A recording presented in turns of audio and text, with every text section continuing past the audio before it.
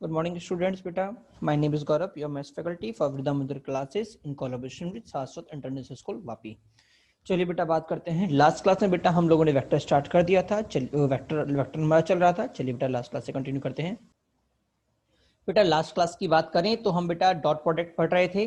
आज हम बेटा स्टार्ट करेंगे application of dot product. Application of dot product सबसे पहले बेटा हम पढ़ते हैं proving of cosine formula. Proving of cosine formula बहुत सिंपल बात है बेटा। देखिए बेटा सिंपल सी बात है। अगर मैं देखो हम ट्राइंगल कोसाइन फॉर्मूला कहाँ लगता है? ट्राइंगल में। Triangle A B C. Clear हुआ नहीं हुआ?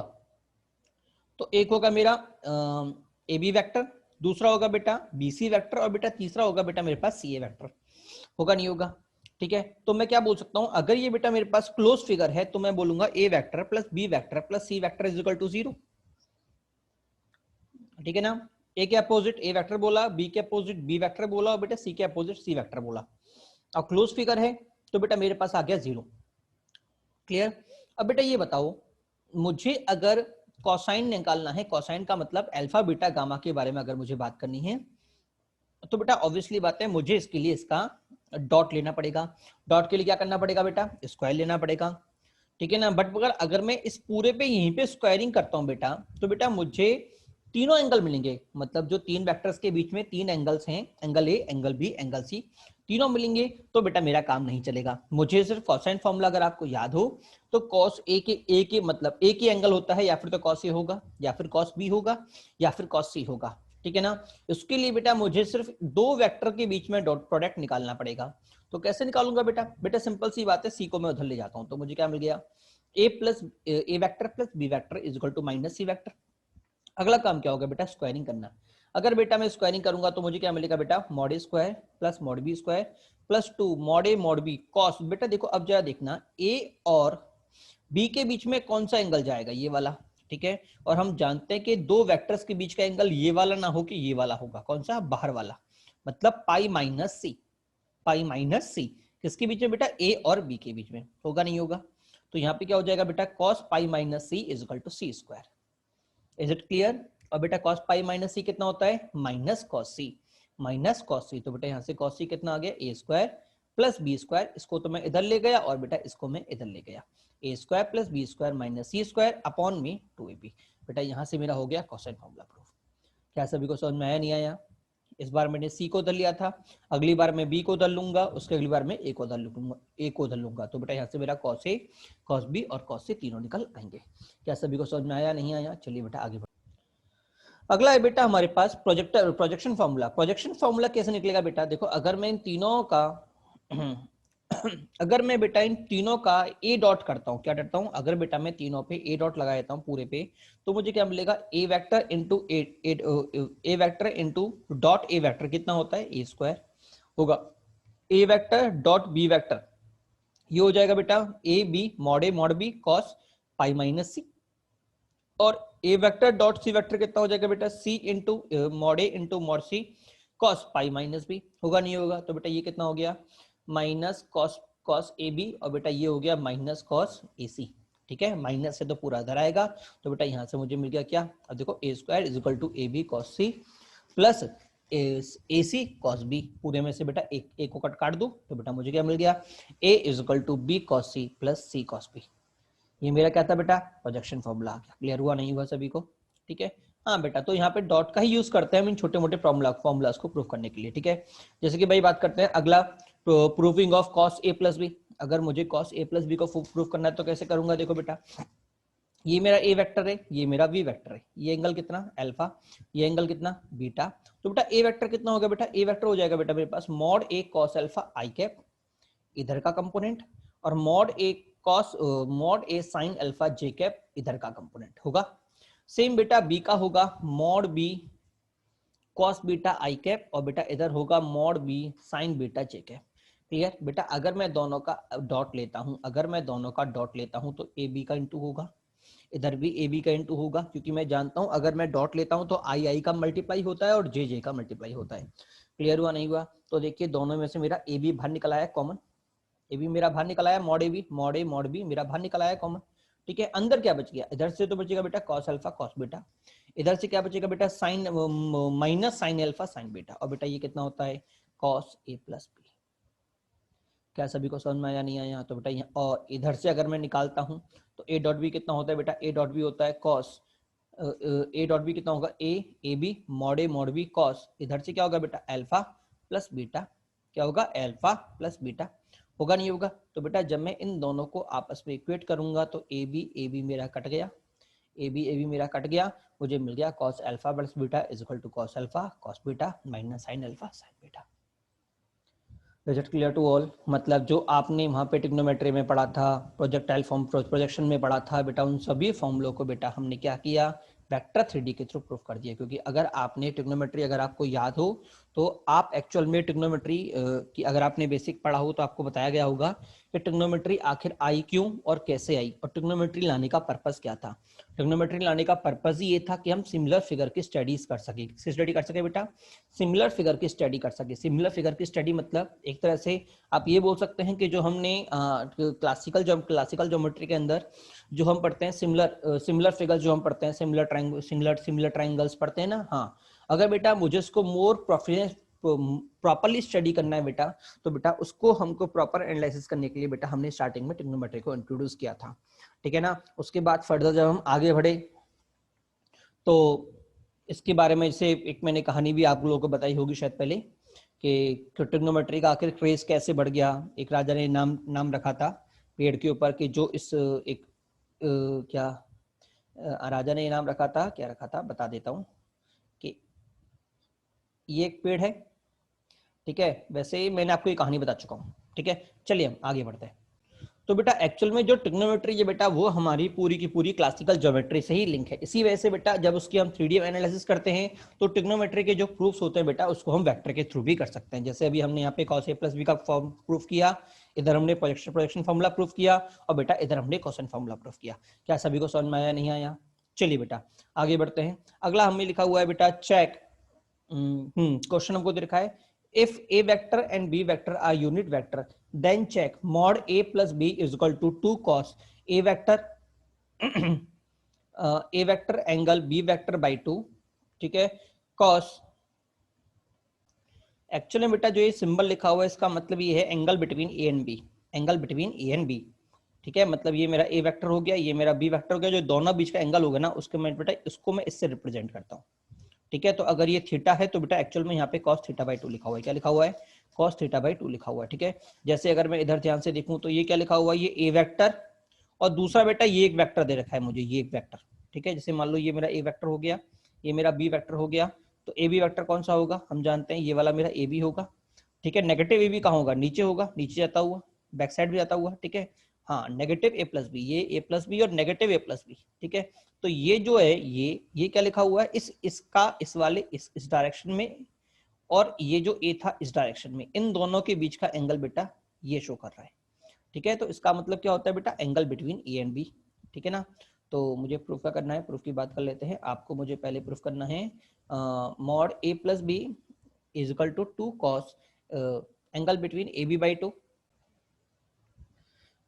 बेटा देखिए मैं मॉड ए बी को क्या बोलता हूँ बेटा? मैं मॉड ए बी को बोलता हूँ अंडर रूट में, मैंने कहा ना स्क्वायर लगा दूंगा, मॉड हटाना है तो मुझे, और ऊपर स्क्वायर रूट कर दूंगा, एक ही लाज है मॉड का, तो ठीक है। तो ये क्या हो गया बेटा? Mod A square plus mod A B square plus 2 mod A mod B cos theta, होगा नहीं होगा? अब बेटा जरा ध्यान से देखना, मेरे पास ए और बी मुझे यूनिट वेक्टर दे रखे हैं, तो मॉड ए कितना हो गया? 1, मॉड बी कितना हो गया? 1, तो बेटा 1 प्लस 1 2 कॉस थीटा, होगा नहीं होगा? बेटा दोनों में से मेरा 2 कॉमन आ गया, ठीक है। तो मुझे क्या मिल गया? √2 इंटू √2 कॉस थीटा बाई 2। क्यों बेटा? अंदर मुझे क्या मिलेगा बेटा? अंदर मुझे मिल जाएगा 1 प्लस कॉस थीटा, और बेटा वो कितना होता है? 2 कॉस स्क्वायर थीटा बाई 2, और थीटा क्या होगा बेटा? Angle between A and B. तो बेटा मुझे मिल गया 2 कॉस थीटा बाई 2, ये मेरा आंसर, ठीक है। जब मैं माइनस लूंगा तो बेटा इधर माइनस आएगा, और बेटा माइनस मुझे क्या देता है? साइन देता है, तो बेटा मेरा साइन निकल गया, ठीक है। तो फर्स्ट और सेकंड तो इजीली प्रूफ हो, थर्ड तो इजीली प्रूफ हो गया। बात करते हैं सेकंड की। बेटा अगर मैं सेकंड की बात करूं तो बेटा मैं बजाय, देखो मैंने कहा था ना हमने इसको ड्राइव करना स्टार्ट किया था, ठीक है। अब बेटा मुझे फिर से कुछ ना कुछ तो लेना पड़ेगा तभी मैं इसको प्रूफ कर पाऊंगा। तो बेटा हम जानते हैं कि ये सबसे इजी फॉर्म में, इससे इस फॉर्म में लाना टिपिकल है, बट इसके थ्रू मुझे आगे मूव करना टिपिकल नहीं रहेगा। तो मैं क्या रहूंगा बेटा? सबसे पहले कॉस ए वेक्टर, मैं सबसे पहले इसकी वैल्यू को निकालूंगा, क्या सभी को क्लियर हुआ नहीं हुआ? सबसे पहले मैं इसकी वैल्यू को निकालूंगा। क्या होगा बेटा? Cos A vector angle between cos A vector and minus A vector plus B vector. क्या होता है बेटा? A dot B upon mod A mod B. तो ए वेक्टर डॉट में ब्रैकेट में minus A vector plus B vector upon में mod A plus B. अब बेटा मॉड ए कितना हो जाएगा बेटा? मॉड ए बेटा मेरे पास हो जाएगा 1। होगा नहीं होगा? इधर क्या हो जाएगा बेटा? जब डॉट में मॉड का मॉड हम जानते हैं डॉट, इस डॉट का बेटा इन दोनों से मल्टीप्लाई हो जाएगा। हम जानते हैं डॉट को ओपन कर सकते हैं। अगर मैं सी वेक्टर अंदर बोल रहा हूँ ए वेक्टर प्लस बी वेक्टर, तो मैंने आपको लिखाया था, ये लिखा, ये क्या होता है? C vector dot A vector plus C vector dot C B vector. ठीक है, ये हमने करा था, तो उसी को यूज करेंगे। तो क्या मल्टीप्लाई क्या हो जाएगा बेटा?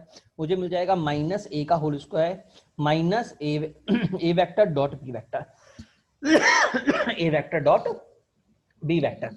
अब बेटा जरा ध्यान से देखना, अगर बेटा मैं इसको क्रॉस मल्टीप्लाई करता हूं तो ये तो मेरा 1 हो गया, तो ये तो गायब। तो मुझे यहाँ पे क्या मिल जाएगा? Mod A plus B cos, mod A plus B cos theta, अगर मान लो एंगल थीटा है तो mod A plus B cot cos theta. मिलेगा नहीं मिलेगा? और बेटा इसकी वैल्यू कितनी थी बेटा? इसकी वैल्यू थी बेटा मेरे पास 1। ए मेरे पास क्या है? यूनिट वेक्टर, तो मॉड ए कितना हो जाएगा? 1, और मॉड ए स्क्वायर कितना हो जाएगा? वो भी 1। तो बेटा ये जो 1 है, अगर मैं इसको इधर भेजता हूं तो वो किसमें कन्वर्ट हो जाएगा? +1 में। होगा नहीं होगा?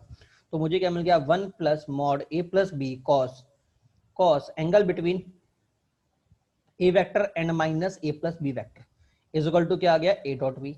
और बेटा ए डॉट बी कितना होता है? माइनस में mod A mod B cos angle between A B. होगा नहीं होगा? और बेटा वापस मॉड ए मॉड बी कितना होता है? 1। वापस मॉड ए मॉड बी कितना होता है? 1। तो बेटा ये भी किधर चला जाएगा? इधर चला जाएगा। मुझे क्या मिल गया? 1 plus this is equal to 0। अगर आप ध्यान से देखें तो इसकी वैल्यू मुझसे पूछी गई है। ठीक है, तो इसकी वैल्यू कितनी हो जाएगी बेटा मेरे पास? -1। क्या सभी को क्लियर हुआ नहीं हुआ? चलिए बेटा आगे चलते हैं। इस क्वेश्चन बेटा जो खास बात थी, काम की बात थी, कि आप किसे उठाओगे। कभी भी ऐसा क्वेश्चन आए तो बेटा ध्यान रखना, आपको क्वेश्चन में से किसी ना किसी चीज को उठाना पड़ेगा। ठीक है, इन तीनों में बेटा ये वाली फॉर्म जो सबसे कॉम्प्लेक्स है वो मेरे लिए कन्वीनियंट रहती है, क्योंकि कॉम्प्लेक्स को इजी में कन्वर्ट करना इजी रहता है उसके बजाय इजी को कॉम्प्लेक्स में कन्वर्ट करने के।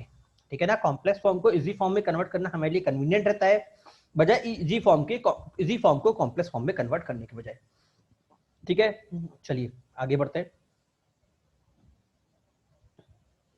अगला क्वेश्चन दे रखा है बेटा में, prove that intersection point of perpendicular bisector of triangle, perpendicular bisector of side of triangle is circumcentre. ठीक है, मैं क्वेश्चन आपको समझा देता हूं कि अगर मैं किसी भी ट्राइंगल के तीनों साइड्स की परपेंडिकुलर बाइसेक्टर खींचता हूं। परपेंडिकुलर बाइसेक्टर का मतलब एक लाइन जो इनको इक्वल पार्ट्स में डिवाइड करे और बेटा वो इस पे परपेंडिकुलर हो, वो इस पे क्या हो? परपेंडिकुलर हो, इस तरह से। ठीक है, तो बेटा वो जिस पॉइंट पे मीट करेंगे बेटा वो पॉइंट मेरा सर्कमसेंटर की तरह ट्रीट करेगा।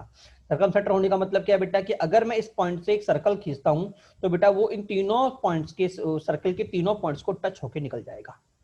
क्लियर हुआ नहीं हुआ? इसका मतलब O A is equal to O C is equal to O B बेटा मुझे मिल जाएगा। क्या सभी को समझ में आया नहीं आया? चलिए बेटा बात करते हैं। चलिए बेटा बात करते हैं। बेटा देखिए, अगर हम ध्यान से देखें तो बेस्ट ऑप्शन क्या होगा कि मैं इसको ओरिजिन मान लूं। क्या मान लूं? ओरिजिन मान लूं। तो ये क्या हो जाएगा? ए वेक्टर, ये हो जाएगा बी वेक्टर, ये हो जाएगा सी वेक्टर। ठीक है ना, और परपेंडिकुलर बाइसेक्टर तो डी क्या हो जाएगा बेटा? डी हो जाएगा A plus B vector by 2, C हो जाएगा B plus C vector by 2, और बेटा ई हो जाएगा बेटा मेरे पास A plus C vector by 2। ठीक है, अब बेटा अगर मैं ध्यान से देखूं तो बेटा ये दोनों आपस में परपेंडिकुलर, क्या ए बी और ओडी मेरे परपेंडिकुलर। ओडी तो क्या आ गया? A vector plus B vector by 2। A B कितना होगा बेटा? ए बी बेटा मेरे पास होगा B vector minus A vector. A B क्या होगा? ए बी होगा बेटा मेरे पास B vector minus A vector. ठीक है, अब बेटा देखो ये वाला लाइन और ये दोनों आपस में परपेंडिकुलर हैं, इसका मतलब जो इनका डॉट होगा वो क्या होगा बेटा? इनका डॉट बेटा इक्वल टू 0 होगा। तो मैं क्या करूंगा? दोनों को डॉट कर दूंगा। तो देखो मैंने क्या किया? A vector plus B vector by 2 dot में B vector minus A vector is equal to 0। ठीक है, तो बेटा मुझे यहाँ से क्या मिल गया बेटा? मुझे यहाँ से मिल गया mod A B square minus mod A square is equal to 0, that is mod A is equal to mod B. क्या क्लियर हुआ नहीं हुआ? इसका मतलब बेटा ये और ये बराबर है। ठीक है ना, सिमिलर में बेटा जब आप इसको और इसको डॉट करोगे तो बेटा आपको पता पड़ेगा बी वेक्टर और सी वेक्टर बराबर है। ठीक है, और बेटा अगर ये तीनों बराबर हैं, इसका मतलब ये क्या है, इसकी डिस्टेंस ओरिजिन से क्या है, कांस्टेंट है, इसका मतलब वो क्या हो गया बेटा मेरा circum centre of triangle ABC हो गया। ठीक है, चलिए बेटा अगले पॉइंट की बात करते हैं। बेटा अगला पॉइंट बेटा मुझे दे रखा है, P is a point in A space such that PA vector dot PB vector is less than 0 where A and B are fixed point, then find the location of P, find the location of P। बेटा देखिए simple सी बात है, हमने एक चीज पढ़ी थी, क्या पढ़ी थी कि ए vector dot B vector, A vector dot B vector के बारे में हमने क्या पढ़ा था, क्या आपको याद है? मैंने पढ़ा था इक्वल टू 0, लेस देन 0 और ग्रेटर देन 0। क्या सभी को याद है? नहीं है। अगर इक्वल टू 0 होने का मतलब क्या था, angle between A and B is 90, theta is equal to 90। ठीक है, नेगेटिव होने का मतलब था बेटा सेकंड क्वाड्रेंट, और पॉजिटिव होने का मतलब था बेटा मेरे पास फर्स्ट क्वाड्रेंट। ठीक है, अब इधर की बात करते हैं। एक मुझसे बात बोल रहा है कि जो पी पॉइंट है बेटा वो एक पॉइंट है स्पेस में, स्पेस का मतलब वेरिएबल पॉइंट हो गया, दो मेरे पॉइंट है ए और बी फिक्स पॉइंट है, और बेटा ये मेरा नेगेटिव जा रहा है। इसका मतलब एक बार फिगर अगर मैं बनाता हूं तो फिगर कुछ ऐसे बनेगा, देखो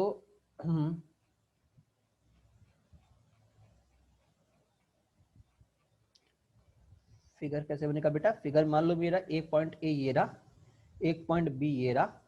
ठीक है, तो बेटा ये जो एंगल मान लो पी मेरा एक पॉइंट ये रहा, ये जो बेटा मेरा एंगल बन रहा है, ये जो मेरा एंगल बन रहा है वो क्या है, मुझसे बोल रहा है P A into P B is less than 0। इसका मतलब बेटा जो ये थीटा है, जो ये थीटा है वो बेटा ग्रेटर देन 90 है। क्या है बेटा, जो ये थीटा है वो ग्रेटर देन 90 है। ठीक है, तो सर इससे 90 का क्या फर्क पड़ेगा?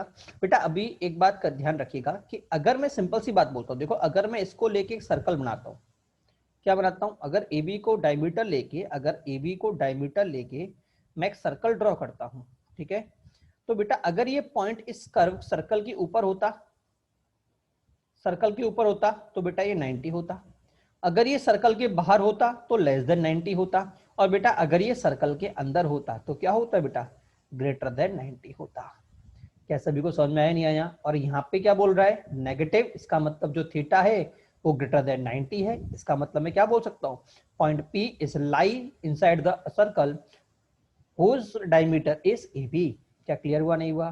Point P is locus of all the point inside a circle whose diameter is AB। is it clear to all? अगला क्वेश्चन बोल रहा है बेटा work done work done by the force F is equal to I cap plus 2 J cap plus K cap acting on a particle if particle displayed from the point with position vector 2 I cap plus J cap plus K cap is to the point with position vector 3 I cap plus 2 J cap plus 4 K cap, find work done। बेटा देखिए हम जानते हैं work done is equal to F dot D होता है नहीं होता? अब बेटा यहाँ पे एफ मुझे क्या दे रखा है, एफ बेटा मुझे दे रखा है, इधर देखिए किधर गया बेटा एफ मेरा, एफ मेरा ये रहा 1 2 3। ठीक है, एफ मेरा कितना गया 1 2 3, ओके, और मतलब वो आई कैप प्लस 2 जे कैप प्लस के कैप। और बेटा डिस्प्लेसमेंट कितना आएगा, बेटा डिस्प्लेसमेंट आएगा हम जानते हैं a माइनस बी। ठीक है, तो मैं बोलूंगा D vector is equal to 3, 2, 1 minus 2, 1, 1। तो बेटा डी वेक्टर आ गया 1, 1, 3, that is I cap plus J cap तो 3 के कैप। ठीक है ना, अगर बेटा दोनों का मैं डॉट करूंगा तो I dot I 1, 2j dot 2j, sorry 2j dot j 2, और k डॉट 3 के 3, तो 1 + 2 + 3 इज इक्वल टू 6 यूनिट। ठीक है ना, अगला क्वेश्चन बेटा आपसे बोल रहा है, अगला क्वेश्चन बोल रहा है कि if a vector b vector and c vector is unit vector then find the value of a vector dot b vector, बाहर में ब्रैकेट बाद bracket close b vector plus a vector dot c vector bracket close c vector plus a vector dot bracket में b vector cross c vector bracket close b vector cross c vector. ठीक है बेटा, हमें इसकी बेटा देखो अगर आप ध्यान से देखें तो देखो a वेक्टर b वेक्टर आ रहा है, a वेक्टर c वेक्टर आ रहा है, a वेक्टर मान लो ये मेरा a b, इसको मैं d वेक्टर बोल देता हूँ पूरा, d वेक्टर आ रहा है। ठीक है। तो बेटा तीनों वेक्टर बेटा मेरे डिफरेंट वेक्टर्स हैं, ठीक है ना। और अगर आपको याद हो तो ये एक तरह से, अगर देखो मेरे पास ए बी सी तीनों यूनिट वेक्टर हैं, इसका मतलब डिटरमिनेंट कितना होगा, 1 होगा। तो बेटा अगर मैं 1 की जगह इधर determinant mod B into mod B से डिवाइड कर देता हूं, इधर mod C into mod C से, और बेटा इधर मॉड में सी क्रॉस बी से करता हूं, ठीक है। सर ये क्यों कर दिया, क्योंकि बेटा मेरे पास मॉड ए बी जो है बेटा वो क्या है, 1 है, ठीक है ना। अच्छा ए वेक्टर को लिखने की जरूरत नहीं है, मैंने क्वेश्चन गलत बोल दिया, फिर बी और सी से ही काम चल जाएगा, ठीक है। ए के बारे में बोलने की जरूरत नहीं है, ठीक है। तो ये कितना आ गया, मॉड बी मेरे पास क्या है, सी है, 1 है, मॉड सी भी कितना है, 1 है। और बेटा अगर ये दोनों 1, तो ए क्रॉस सी भी कितना होगा बेटा, वो भी मेरे पास क्या होगा, 1 होगा। क्या क्लियर हुआ, नहीं हुआ। तो बेटा यहां से मुझे क्या मिल गया बेटा, यहां से मुझे मिल गया अपना कि भैया ये दोनों मेरे, अब बेटा अगर आप इधर को ध्यान से देखें तो देखो मैंने आपसे कहा था कि एक वेक्टर को अगर मैं 3 वेक्टर्स के टर्म में रिप्रेजेंट करता हूं तो बेटा मुझे एक्चुअल में उससे क्या मिलता है, एक सिंगल वेक्टर मिलता है।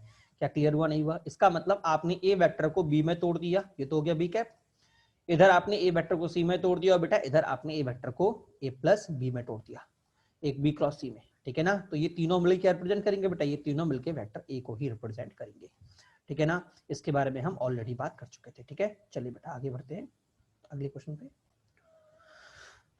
अगला क्वेश्चन देखिए बेटा, अगला क्वेश्चन मुझे बोल रहा है if A vector is equal to I X 1 x3 मतलब I cap plus X J cap plus 3 K cap is rotated by cos inverse 11 upon 14, then value of vector is double, and new vector, then value of vector is double, then new vector is 4 4x minus 2 2, then find value of x। बेटा question ये बोलना चाह रहा है कि initially मेरा ए vector ये था, ठीक है ना।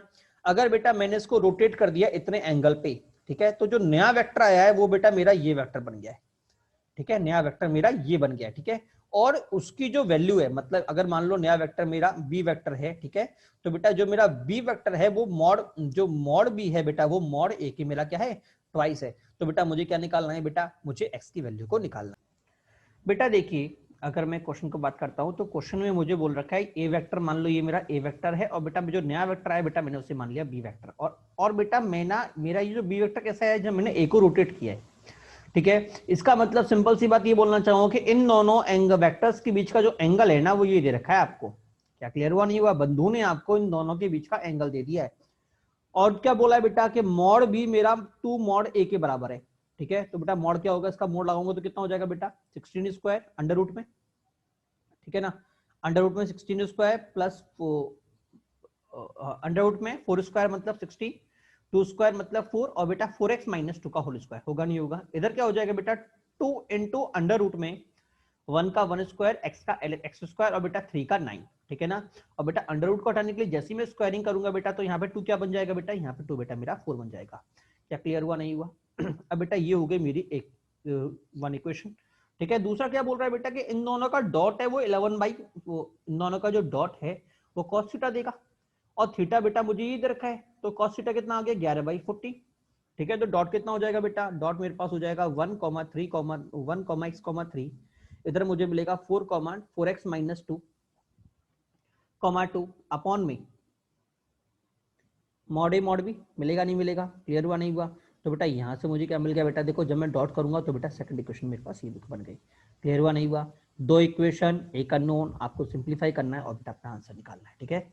चलिए बेटा आगे अगला क्वेश्चन बेटा देखिए, थोड़ा सा मजेदार क्वेश्चन है।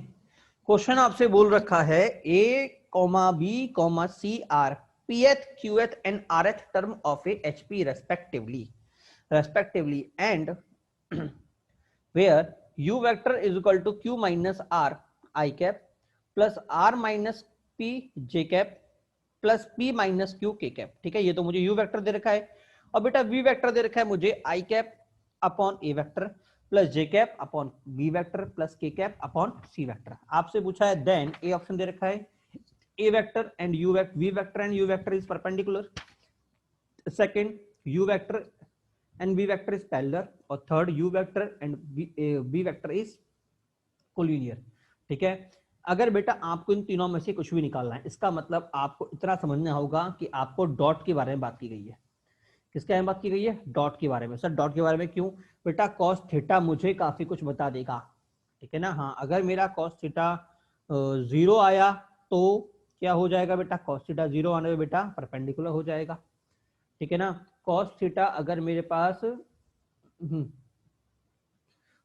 कॉस थीटा अगर मेरे पास 1 आया तो पैरेलल हो जाएगा।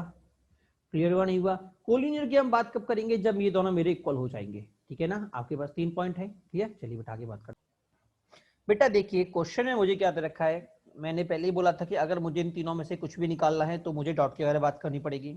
अगर मैं डॉट निकालता हूं तो मुझे क्या मिलेगा? q minus R by A plus R minus P by B plus Q P minus Q by C, ठीक है, मुझे ये मिलेगा। अब बेटा मुझे ये p minus R by A, Q minus P by B और p minus Q by C कहां से निकलेगा बेटा? वो बेटा निकलेगा मेरा इस रिलेशन से। क्लियर हुआ नहीं हुआ? मुझे क्या दे रखा है बेटा कि एबीसी मेरे एसपी में है, इसका मतलब 1 अपॉन ए 1 अपॉन बी 1 अपॉन सी क्या होंगे? एपी में, ठीक है। इसका मतलब मैं क्या बोलूंगा? 1 upon A is equal to, मान लो फर्स्ट टर्म मेरी ए है तो मैं बोलूंगा A plus P minus 1 D, ठीक है। 1 upon B is equal to A plus Q minus 1 D और बेटा 1 upon C is equal to A plus R minus 1 D, ठीक है। तो बेटा देखो मुझे P माइनस आर कैसे मिलेगा? मुझे Q माइनस आर कैसे मिलेगा? अगर मैं 1 अपॉन बी और 1 अपॉन सी को माइनस करता हूं, ठीक है ना। मुझे Q माइनस पी कैसे, P माइनस क्यू कैसे मिलेगा? अगर बेटा मैं 1 अपॉन ए और 1 अपॉन बी को माइनस करता हूं, तो बेटा अगर मैं 1 upon A minus 1 upon B करूंगा तो मुझे क्या मिलेगा? देखो a plus P minus 1 D plus में, ठीक है, प्लस में नहीं बेटा ये माइनस में आएगा, माइनस में कर दीजिएगा इसको, माइनस में a plus P minus 1 upon D, ठीक है। तेरा माइनस खुलते ही a से a कटा, d से d कटा, मुझे यहाँ पे क्या मिल गया? p minus Q. क्लियर हुआ नहीं हुआ? क्या मिल गया? p minus Q. बेटा सिमिलर ये क्या मिल गया? r माइनस पी और बेटा ये क्या मिल गया? q माइनस r, ठीक है। इस तरह से बेटा मुझे सीधे एक मुझे निकल गया, एक निकलते बेटा बाकी आपको सिमिलरिटी से निकालना है, क्योंकि हर बार सारे वही प्रोग्राम वो होने वाले हैं। जब जब मैं स्टेप रिव्यू करूंगा बेटा तो हर बार सेम स्टेप फॉलो होगी, तो हर बार मेरा सेम आंसर आएगा, ठीक है। तो बेटा कभी भी ऐसा केस हो तो एक निकाल लो, बाकी सिमिलरिटी से बोल दो। क्लियर हुआ नहीं हुआ? क्योंकि अगर मैं यहाँ पे b माइनस सी करूंगा, b माइनस सी, तो यहाँ पे q होगा, यहाँ पे r होगा, बाकी सब कट जाएंगे, q माइनस r मिल जाएगा, ठीक है। अब बेटा मैं इनकी जगह अगर वैल्यू को पुट करता हूं तो मुझे क्या मिल गया बेटा? 1 upon A, P minus Q की जगह 1 upon B minus 1 upon C, ठीक है, 1 अपॉन बी और 1 upon B, R minus P की जगह सी माइनस ए, सी माइनस ए और आखिर में बेटा 1 अपॉन सी, क्यू माइनस पी की जगह पी माइनस क्यू की जगह 1 अपॉन ए माइनस 1 अपॉन ई। अगला काम क्या होगा बेटा? पूरे फंक्शन को ओपन कर दो। अगर मैं ओपन करूंगा तो मुझे क्या मिलेगा? 1 upon A minus 1 upon A B minus 1 upon A C plus 1 upon B C minus 1 upon A B plus 1 upon C A minus 1 upon C B, ठीक है। जरा ध्यान से देखना, ए सी और ये ए सी कट गया, ये नेगेटिव ये पॉजिटिव, ठीक है, ये भी पॉजिटिव ये भी नेगेटिव और बेटा ये बी सी पॉजिटिव ये बी सी नेगेटिव, तो ये कितना आ गया? 0। और अगर दोनों का डॉट मेरा 0, इसका मतलब एंगल दोनों आपस में क्या होंगे? परपेंडिकुलर। क्या क्लियर हुआ नहीं हुआ? दैट इज ए। चलिए बेटा अगला क्वेश्चन मुझसे क्या बोल रहा है? अगला क्वेश्चन मुझसे बोल रहा है if I1 and I2 is unit vector and I1 I1 E1 and E2 is unit vector and mod of E1 minus E2 is less than 1, then find the value of angle between these vector if theta belongs to 0 से। बेटा देखिए मुझसे examiner बोल रहा है E vector minus E1 vector minus E2 vector is less then 1 है, और बेटा मैंने पहले भी कहा था मॉड को हटाने का तरीका सबसे बेहतरीन स्क्वायर लगा के रूट लगा दो, स्क्वायर लगा के रूट लगा दो, ठीक है। तो पहले मैंने स्क्वायर किया और बेटा फिर मैंने रूट लगा दिया। क्या सभी को समझ में आया? नहीं आया? अगला काम, स्क्वायर ओपन होगा तो E1 square plus E2 square minus 2 E1 E2 cos theta होगा। तो बेटा ये भी कितना 1, ये भी कितना 1, ये कितना आ गया माइनस 2 cos थीटा। तो बेटा यहाँ से मुझे क्या मिल गया? 2 cos theta is less than equal to 1। तो बेटा ये मुझे क्या दे देगा बेटा? ये मुझे दे देगा 2 मॉड में mod 2 sin theta is less then 1। क्यों बेटा? क्योंकि बेटा जब ये ओपन होगा तो बेटा स्क्वायर जब रिमूव करूंगा तो बेटा यहाँ पे क्या लग जाएगा? मॉड लग जाएगा, ठीक है। तो बेटा यहां से मुझे क्या मिल गया कि mod cos sin theta by 2 is minus 1 से 1/2 होगा। तो बेटा यहां से मुझे क्या मिल गया बेटा? यहां से मुझे मिल गया बेटा minus sine theta by 2 minus 1/2 से 1/2, माइनस 1/2 से 1/2, ठीक है ना। अब बेटा अगर मैं बात करता हूं, देखो यहाँ पे शायद आंसर में कुछ चेंजेस मुझे करने पड़ेंगे, मैं आपको समझा देता हूँ कैसे करना है। बेटा जरा ध्यान से देखना कि ये मेरा क्वाड्रेंट होता है, ठीक है, ये मेरा सर्कल होता है। अब बेटा एग्जामिनर मुझसे बोल रहा है -1/2 से 1/2, तो देखो 1/2 मेरा यहाँ पे आता है साइन के, आपको पता होगा किस पे बनता है बेटा, -1/2 मेरा आता है π/6 पे, आता है नहीं आता। और नेगेटिव में कहाँ पे आता है बेटा, नेगेटिव में आता है -π/6 पे, आता है नहीं आता। अगर आप ध्यान से देखें तो बेटा एंगल मुझे 0 से लेके पाई में दे रखा है, ठीक है। और अगर आपको याद हो तो साइन में जो वैल्यू इधर आती है वो सेम वैल्यू बेटा इधर भी आएगी, आएगी नहीं आएगी। अगर आपको ग्राफ याद है तो बेटा मेरा यही वाला ग्राफ होता है, ठीक है। हाँ, तो इसका मतलब अगर ये π/2 है तो इस तरह से जाएगा, इधर ये और इधर ये, जितनी दूरी इसकी 0 से यहाँ पे है उतनी दूरी बेटा इसकी पाई से यहाँ पे होगी, ठीक है। इसका मतलब ये, ठीक है, मतलब मुझे इतना जोन मुझे मिलना चाहिए, कितना जोन, इतना जोन, ठीक है। बट एग्जामिनर क्या बोल रहा है, ये क्या हो जाएगा बेटा, ये हो जाएगा पाई माइनस π/6, होगा नहीं होगा। और ये कितना हो जाएगा बेटा, ये हो जाएगा पाई प्लस π/6, होगा नहीं होगा, ठीक है। मतलब मेरे काम का जोन ये, ठीक है। बट एग्जामिनर क्या बोल रहा है, एग्जामिनर बोल रहा है मेरी वैल्यू 0 से लेके पाई के बीच में ही होनी चाहिए, मतलब मैं सिर्फ ऊपर वाली वैल्यू को ही लूंगा, इस वाली को, ऊपर वाली वैल्यू को ही लूंगा, नीचे वाली वैल्यू को नहीं लूंगा। तो बेटा मुझे क्या मिल गया, 0 से, मतलब मुझे θ/2 मिला है, क्या मिला है, θ/2 मिला है 0 से, तो बट कर देता हूं 0 से पहले π/6 यूनियन, यहाँ पे क्या हो जाएगा बेटा, ये हो जाएगा 5π/6, 5π/6 से लेके बेटा 5π/6 से लेके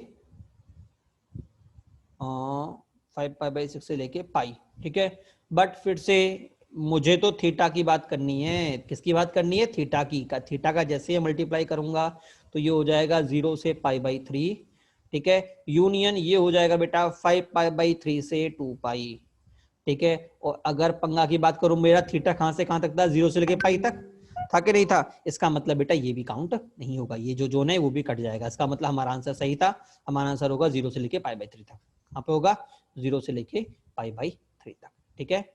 is it clear to all? चलिए बेटा आगे बढ़ते हैं। बेटा find locus of a point which is equidistance from find locus of a point which is equidistant from fixed point always। बेटा टू फिक्स पॉइंट, बेटा इसको लिख दीजिएगा टू फिक्स पॉइंट, ठीक है। अब बेटा काम की बात समझना अगर बेटा मैं दो फिक्स पॉइंट से इक्विडिस्टेंस दूरी निकालता हूं, क्या निकालता हूं, इक्विडिस्टेंस दूरी, ठीक है ना। अब बेटा अब इसको बात समझना, बेटा इसमें दो एनालिसिस होती है, एक होती है बेटा 2D के अंदर, किसमें होती है बेटा, 2D में। बेटा अगर आपको याद हो, आपने कोऑर्डिनेट के अंदर पढ़ा था कि अगर दो पॉइंट्स में लेता हूं, ठीक है, और उन दो पॉइंट से अगर मैं इक्विडिस्टेंस पॉइंट, सभी इक्विडिस्टेंस पॉइंट्स को ट्रेस करूंगा, तो बेटा वो जो लाइन बनेगी बेटा वो एक्चुअल में क्या होगी बेटा, वो मेरा दोनों का इस, ये जो पॉइंट्स बनेंगे को लोकस जाएगा बेटा, वो इस लाइन AB को एग्जैक्टली दो पॉइंट मतलब एग्जैक्टली बाइसेक्ट करेगा, क्या करेगा, परपेंडिकुलर बाइसेक्ट करेगा। क्या क्लियर हुआ नहीं हुआ सर, कैसे कैसे, क्योंकि बेटा अगर मान लो ये पॉइंट मेरा C है तो AB is equal to AC, मैंने बोला इक्विडिस्टेंस, तो सर वो तो एक पॉइंट हुआ ना, लाइन कैसे बन जाएगी बेटा, अगर मैं C को इधर ले जाता हूं, सोचना अगर ये दोनों दूरी बराबर, ठीक है, ये मेरा 90, तो ये एंगल भी मेरे दूरी बराबर होगा, ठीक है, तो ये भी बराबर होगा, होगा नहीं होगा। इसका मतलब ये जो होगा ये क्या बनेगी, ये इसको एग्जैक्टली इक्वल पार्ट डिवाइड करेगा, नहीं करेगा, फिर से क्लियर हुआ नहीं हुआ। अच्छा अगर मैं इधर से लूं तो ये भी मेरे इक्वल डिस्टेंस जा रहा है, जा रहा है नहीं जा रहा, ये पॉइंट भी ऊपर लूं तो ये भी इक्वल डिस्टेंस जा रहा है, जा रहा है नहीं जा रहा, क्लियर हुआ नहीं हुआ।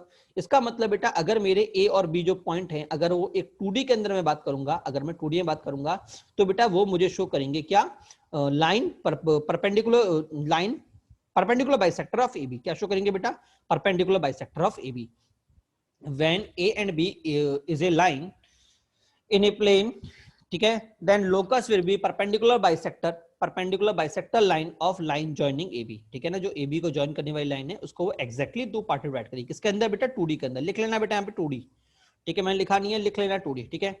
बट बेटा अगर इसी को मैं 3D में एनालिसिस करूंगा, किसमें बेटा, 3D में एनालिसिस करूंगा बेटा, तो बेटा ये एक्चुअल में मुझे लाइन बजाय इस परपेंडिकुलर बाइसेक्टर एक लाइन देने की बेटा, ये मुझे एक प्लेन दे देगी, क्या दे देगी बेटा, प्लेन। सर प्लेन कैसे दे देगी यार, प्लेन कैसे दे देगी बेटा, सोच, ये इधर मैंने यो ज्वाइन किया, ठीक है, तो ये लाइन बनी, ठीक है ना।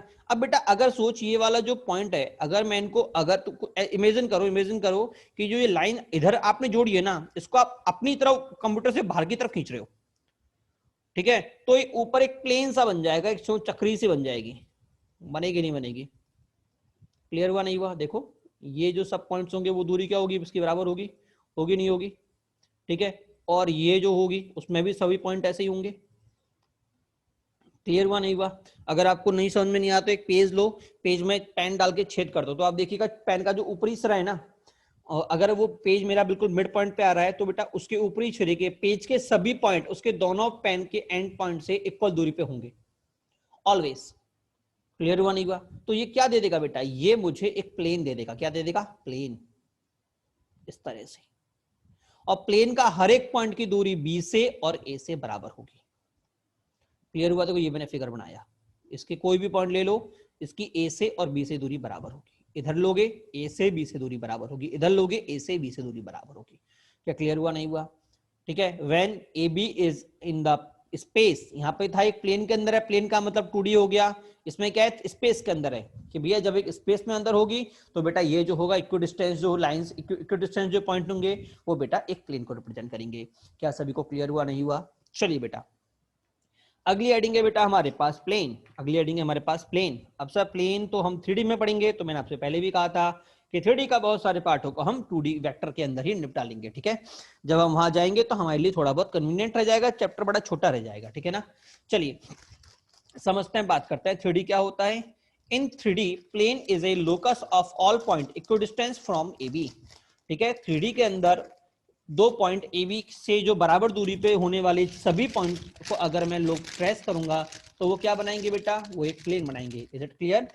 सेकंड पॉइंट क्या बोल रहा है, plane is always pass through, plane is always pass through A plus B vector, A plus A vector plus B vector by 2 and perpendicular to the plane, and perpendicular to the plane always. बेटा simple सी बात है कि अगर मैं ए, मैंने बोला कि ए और बी से इक्वल डिस्टेंस जितने भी पॉइंट लूंगा वो सभी क्या बनाएंगे, प्लेन बनाएंगे। क्लियर हुआ नहीं हुआ? अगर ऐसा है तो बेटा जो इसका मिड पॉइंट होगा वो भी तो इक्वल डिस्टेंस होगा, और अगर वो भी इक्वल डिस्टेंस होगा तो इसका मतलब जो ये वाला पॉइंट है ये ऑलवेज प्लेन पे लाई करेगा। ठीक है ना, plane always pass through this point. ठीक है, क्लियर हुआ नहीं हुआ? और दूसरा बेटा लाइन ज्वाइनिंग ए बी, जो ए बी को लाइन ज्वाइन करेगी बेटा, ठीक है ना, वो इस प्लेन के बेटा ऑलवेज क्या होगी, परपेंडिकुलर होगी। क्या होगी, परपेंडिकुलर होगी। सर कैसे होगी? अरे बेटा अगर मैं इक्विडिस्टेंस कॉन्सेप्ट यूज करूंगा तो ये बीच वाली लाइन है तो पक्का परपेंडिकुलर होने वाली है, तो अगर मैं इसको ज्वाइन करता हूं तो कितना एंगल बनेगा, 90 बनेगा, नहीं बनेगा? ठीक है ना, तो बेटा ये ऑलवेज क्या होगी, उसके परपेंडिकुलर होगी। ठीक है, दूसरा पॉइंट। तीसरा पॉइंट की बात करते हैं बेटा डेफिनेशन, डेफिनेशन की बात करते हैं बेटा। वैसे सर आपने अभी बताया तो है ये रही, ठीक है, बिल्कुल बिल्कुल बिल्कुल सही बताइए। इसके अलावा भी हम एक और पॉइंट की डेफिनेशन की बात करेंगे, फंडामेंटल डेफिनेशन की बात करेंगे कि भाई फंडामेंटल डेफिनेशन क्या होती है। तो बेटा मैं बोलूंगा plane is a locus of point which is hold line joining 2 points such that it is always remain perpendicular to a fixed line, and fixed line is known as always remain perpendicular to a fixed line, and fixed line is known as direction vector और normal vector to the plane. बेटा समझना जरा काम की बात क्या है। ठीक है, plane is a locus of point which is hold line joining 2 points such that always remain perpendicular to a fixed line। इसका मतलब क्या है बाबू, इसका मतलब ये कि भैया अगर कोई एक प्लेन में ले रहा हूं, ठीक है ना, ठीक है, तो ये बोल रहा है लोकस ऑफ लाइन, अगर मैं कोई फिक्स पॉइंट बोल दूं ए वेक्टर मेरा फिक्स पॉइंट है, ठीक है, और एक मैंने बोल दिया आर वेक्टर ये मेरा वेरिएबल पॉइंट है। क्या है, वेरिएबल पॉइंट। तो वेरिएबल तो बाबू यहीं पे कभी यहाँ पे रहेगा, कभी यहाँ पे भग जाएगा, कभी यहाँ भग जाएगा, कभी यहाँ भग जाएगा, भागता रहेगा, वेरिएबल है भैया, घूमता रहता है। ठीक है, तो बेटा जब जितनी मैं लाइन बनाऊंगा ना, मैं जितनी भी लाइन फॉर्म्स करूंगा, ये सारी जो लाइंस बनेगी बेटा, ये सभी लाइन बेटा एक पर्टिकुलर लाइन के ऑलवेज पर्टिकुलर पर क्या होंगी, एक पर्टिकुलर लाइन के बेटा ऑलवेज क्या होंगी, परपेंडिकुलर होंगी। सर पर्टिकुलर लाइन कौन सी है बेटा, जो बेटा इसके नॉर्मल होगा, जो इस प्लेन के नॉर्मल लाइन होगी बेटा, इस लाइन से ये सभी लाइन जो जा रही होंगी ए आर, जो ए आर लाइन जा रही है, सभी लाइन बेटा इस नॉर्मल लाइन के बेटा परपेंडिकुलर होंगी। सर ये नॉर्मल लाइन कौन सी होती है बेटा, सिंपल सी बात है, कॉपी रखो, कॉपी के ऊपर ना अपने जो आपका पेन है या मोबाइल इसको वर्टिकल खड़ा कर लो। ठीक है, तो जो पेन होगा बेटा वो क्या हो जाएगा बेटा, नॉर्मल हो जाएगा, होगा नहीं होगा? और बेटा आपके पेन के ऊपर जितनी भी लाइन्स है वो सभी क्या है बेटा, उसके क्या है, उस पर परपेंडिकुलर होंगी। क्या सभी को क्लियर हुआ नहीं हुआ? उस आपकी कॉपी में जितनी भी लाइंस हैं वो इस पेन की क्या होंगी, परपेंडिकुलर होंगी। तो बेटा आपका जो कॉपी में बनने वाली सभी लाइंस आप आपस में क्या होंगी, कोप्लेनर होगी। ठीक है, तो वो तो प्लेन को शो करेंगे सभी लाइंस मिलके। और बेटा जो आपका पेन है जो उस पर वर्टिकल लगा हुआ है, ठीक है, पेज पे, उसे मैं क्या बोलूंगा बेटा, उसे मैं नॉर्मल वेक्टर या परपेंडिकुलर वेक्टर बोलूंगा, डायरेक्शन वेक्टर बोलूंगा, क्या बोलूंगा, डायरेक्शन वेक्टर। ठीक है ना, क्लियर हुआ नहीं हुआ? सर नॉर्मल वेक्टर तो समझ में आया, डायरेक्शन वेक्टर क्यों बोला, क्योंकि बेटा जो प्लेन का डायरेक्शन होता है ना बेटा, वो मुझे उसका नॉर्मल वेक्टर ही बताता है। जो मेरा नॉर्मल वेक्टर होगा वही मुझे मेरा प्लेन का डायरेक्शन बताया कि भैया मेरे प्लेन का डायरेक्शन क्या है। ठीक है, चलिए आगे बढ़ते हैं। तो बेटा हमने क्या देखा, हमने जो डेफिनेशन में बोला वही हमारी प्लेन की डेफिनेशन हो जाएगी। प्लेन की डेफिनेशन क्या होगी, मैंने आपसे आप बोला कि एक फिक्स पॉइंट, एक वेरिएबल पॉइंट, और ये लाइन, इसको मैं बोल दूं एन वेक्टर या एन कैप बोल दूं, एन कैप या एन वेक्टर बोल दूं। ठीक है ना, एन वेक्टर, मैंने कहा कि एन वेक्टर और जो ए आर होगा वो आपस में क्या होगा, ऑलवेज परपेंडिकुलर होगा। और अगर परपेंडिकुलर होगा तो बेटा मैं क्या बोलूंगा, R vector minus A vector, minus A vector, ये क्या हो गया, ए आर। अगर ये पॉइंट मेरा पी है, पी वेरिएबल पॉइंट पी मान लेता हूं, ठीक है, और ये वेरिएबल पॉइंट बेटा मैं क्यू मान लेता हूं। ठीक है, क्यू तो मेरा फिक्स पॉइंट हो गया, पी मेरा वेरिएबल पॉइंट हो गया, ये हो गया फिक्स पॉइंट और ये हो गया वेरिएबल पॉइंट। ठीक है, तो बेटा बताओ पी क्यू कितना होगा, बेटा पी क्यू हो जाएगा मेरा आर माइनस ए, होगा नहीं होगा, तो आर माइनस ए डॉट में एन वेक्टर, ये कितना दे देगा बेटा मुझे, ये मुझे दे देगा 0।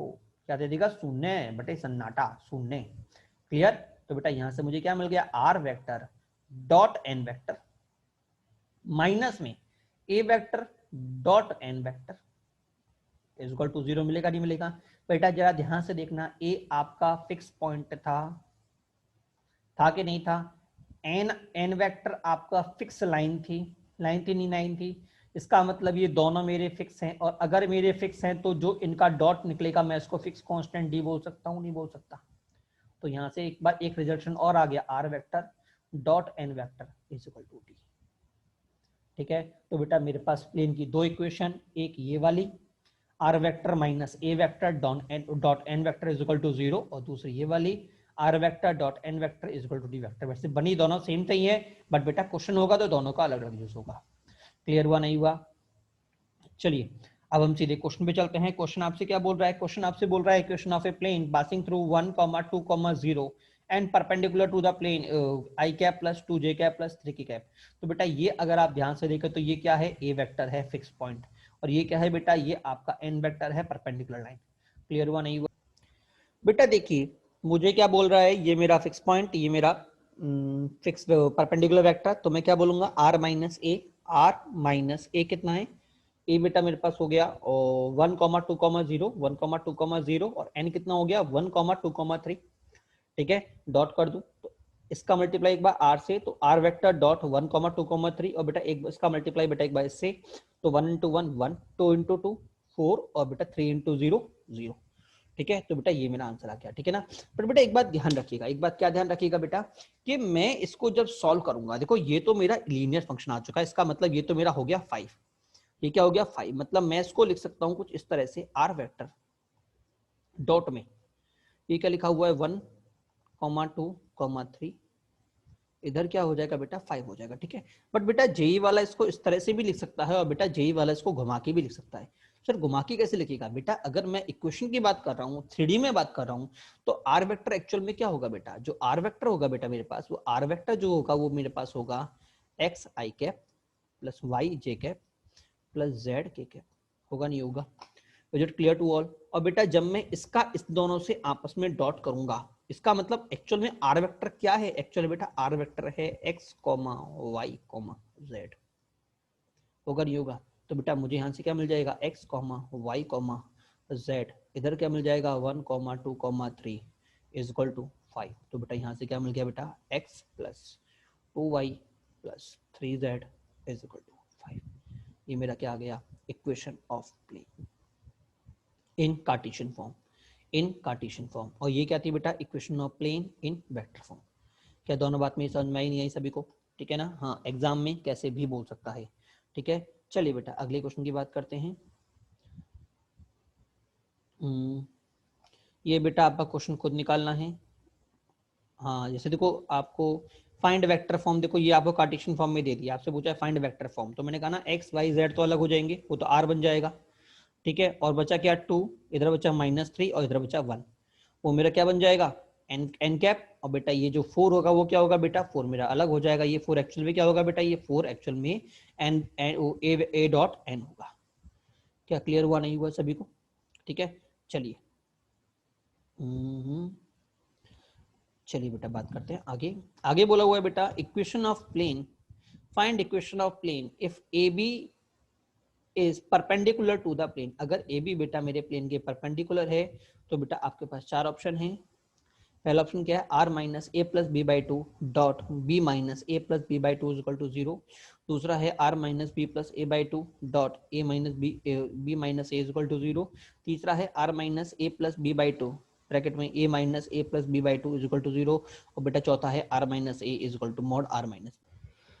बेटा देखिए हमने अभी अभी पढ़ा था कि सिंपल सी बात है, मैं क्या बोलूंगा, मेरे पास इक्वेशन होती है R minus fix point into N vector. N vector क्या होगा, कोई भी परपेंडिकुलर वेक्टर जो इस नॉर्मल के प्लेन के वेक्टर है। ठीक है, अब देखिए बेटा आर माइनस बेटा ए प्लस बी बाई टू, बेटा मैंने कहा था कि जो भी ए प्लस बी बाई टू होगा वो ऑलवेज प्लेन पे लाई करेगा, मतलब ए प्लस बी बाई टू होगा बेटा वो मेरा फिक्स पॉइंट होगा, होगा नहीं होगा, और वो ये वाला पॉइंट होगा। अगर मान लो मेरी आर यहाँ पे है तो बेटा ये होगा मेरा ऑलवेज, ठीक है, ये वेक्टर।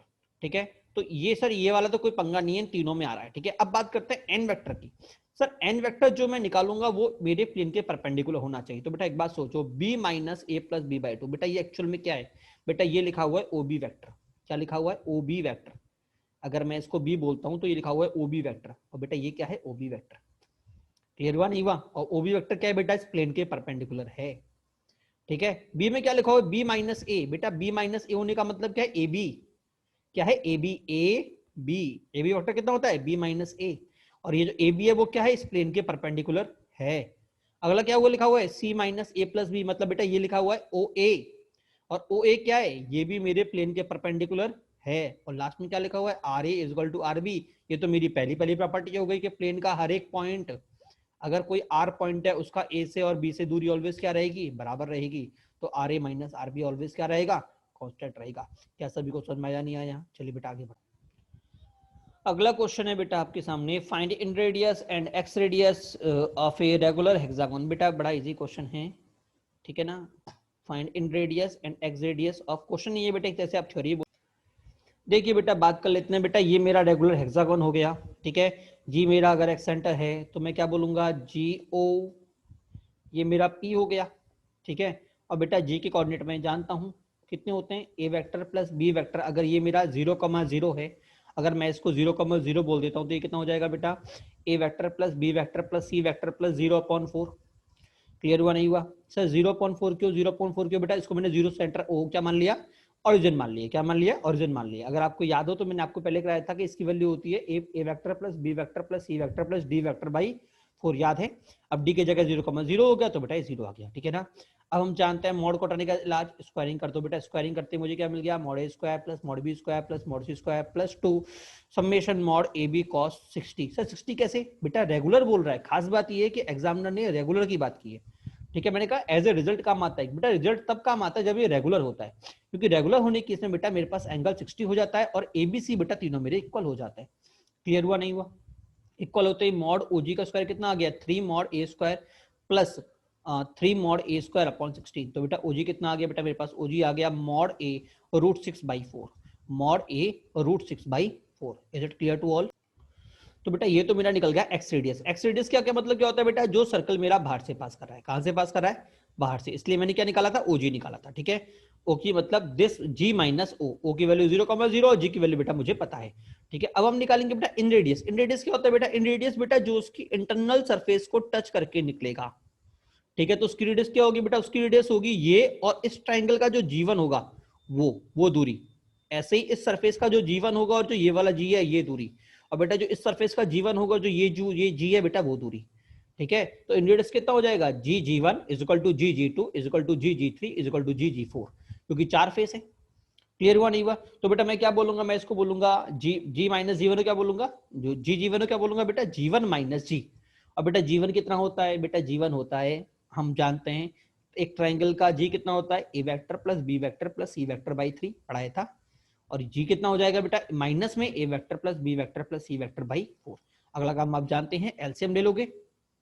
एलसीएम लेते इधर 4 आएगा, इधर 3 आएगा, काटापिटी करेंगे, काटापिटी करते बेटा मुझे मिल जाएगा A vector plus B vector plus C vector upon में कितना मिलेगा 16 60 मिलेगा, नहीं मिलेगा सर? अब इसे सॉल्व कैसे करना है जरा ध्यान से देखो, आपका यही निकला था, ये रहा, इधर 4 निकला था, इधर आपका क्या निकला है 12, 16 नहीं 12, 3 इंटू 4 12, इधर आपका क्या निकला है 12 निकला है। ठीक है, तो जैसे आपने इसको सॉल्व किया है वैसे आप इसको सॉल्व करेंगे, आपका क्या निकल जाएगा G1 निकल जाएगा। ठीक है, अब चलिए अगला क्वेश्चन मजेदार है।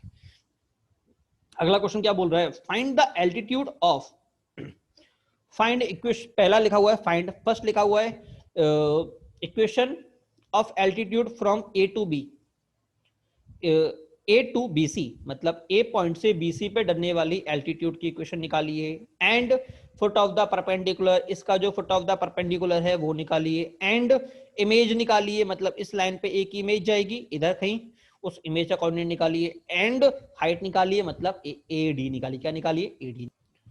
क्वेश्चन में आपको ए दे रखा है 1 2 3, बी दे रखा है -1 0 2 और बेटा सी दे रखा है 0 1 2 0 1 2। बेटा देखिए क्वेश्चन को अगर मैं ध्यान से देखता हूं तो जरा हम इसका अलग से थोड़ा स्टडी कर लेते हैं फिगर बना के। ये मेरा फिगर बन गया कुछ इस तरह से, ठीक है, ये मेरा फिगर बन गया। ठीक है, ये मेरा ए है, ये मेरा बी है और बेटा ये मेरा सी है। ठीक है, थोड़ा सा ए, ठीक है, कोऑर्डिनेट कितने हैं बेटा इसके 1 2 3 1 2 3 और इसके कोऑर्डिनेट कितने हैं -1 0 2 -1 0 2 और सी के कोऑर्डिनेट कितने हैं बेटा, सी के कोऑर्डिनेट हैं बेटा 0 1 2 0 1 2। ठीक है, अब बेटा इससे मैंने इस पे परपेंडिकुलर डाला है, क्या डाला है परपेंडिकुलर। ठीक है, अब आपसे क्या पूछ रहा है बेटा, आपसे पूछ रहा है एल्टीट्यूड, इक्वेशन ऑफ एल्टीट्यूड, मतलब आपसे एडी पूछ रहा है। ठीक है, फुट ऑफ द परपेंडिकुलर मतलब आपसे डी पूछ रहा है, ए मतलब वेक्टर एडी पूछ रहा है, मॉड एडी पूछ रहा है और डी का कोऑर्डिनेट पूछ रहा है और सब कुछ पूछ रहा है। ठीक है, अब बेटा एक बात जरा समझना कि सर अगर मुझे ये पूरा खेल खेलना है तो मुझे एक बात बताए कि भैया एडी जो है वो मेरी बीसी के परपेंडिकुलर है। क्या है बेटा, एडी जो है वो मेरी बीसी के परपेंडिकुलर है। क्लियर हुआ नहीं हुआ? इसका मतलब मैं बोल सकता हूं, इसका मतलब मैं बोल सकता हूं AD vector dot BC vector मेरा क्या होगा 0 होगा। ठीक है, ओके सर, बीसी तो सर मैं निकाल लूंगा, बीसी वेक्टर तो मैं निकाल लूंगा, बहुत बाएं हाथ खेल है। ठीक है, पंगा कहां पे होगा, पंगा कहां पे होगा भाई, पंगा मेरे पास होगा एडी वेक्टर कैसे निकालूं, एडी वेक्टर कैसे निकालूं। तो बेटा ध्यान रखिएगा, अगर मैं एडी निकालता हूं तो मेरे पास 3 वेरिएबल जाने वाले हैं। क्या जाने वाले हैं, 3 वेरिएबल जाने वाले हैं। तो बेटा डी के मेरे पास खास बात क्या है बेटा, डी की मेरे पास खास बात है बेटा कि डी मेरा ए बी पे बीसी पे लाई कर रहा है, डी मेरा बीसी पे लाई कर रहा है। और बेटा अगर मेरा डी बीसी पे लाई कर रहा है इसका मतलब ये जो पॉइंट है वो बीसी पे लाई करने वाला पॉइंट है। और मैंने कहा था अगर मुझे किसी भी वेक्टर लाइन पे किसी भी पॉइंट को एज्यूम करना है तो मैं कैसे करता हूं, पैरामेट्रिक कोऑर्डिनेट्स के थ्रू। क्या सभी को याद आया? मैंने कहा था अगर मुझे किसी भी लाइन पे किसी भी पॉइंट को एज्यूम करना है तो मैं कैसे एज्यूम करूंगा, पैरामेट्रिक कोऑर्डिनेट के थ्रू। बट बेटा पैरामेट्रिक कोऑर्डिनेट निकालने के लिए मुझे सबसे पहले इक्वेशन ऑफ बीसी वेक्टर निकालनी पड़ेगी, उसके बाद मैं आगे बढ़ पाऊंगा। तो सर बीसी वेक्टर निकालूं तो बेटा ये क्या थी, मैं अगर बीसी वेक्टर की बात करता हूं तो ये क्या थी, अगर आपको याद हो तो आपको याद हो तो fix point plus lambda B vector minus A vector, याद आया? यही था मेरा। ठीक है, तो इसको हम इधर निकाल लेते हैं। सबसे पहले तो निकाल लेते हैं हम इसके डायरेक्शन रेशियो।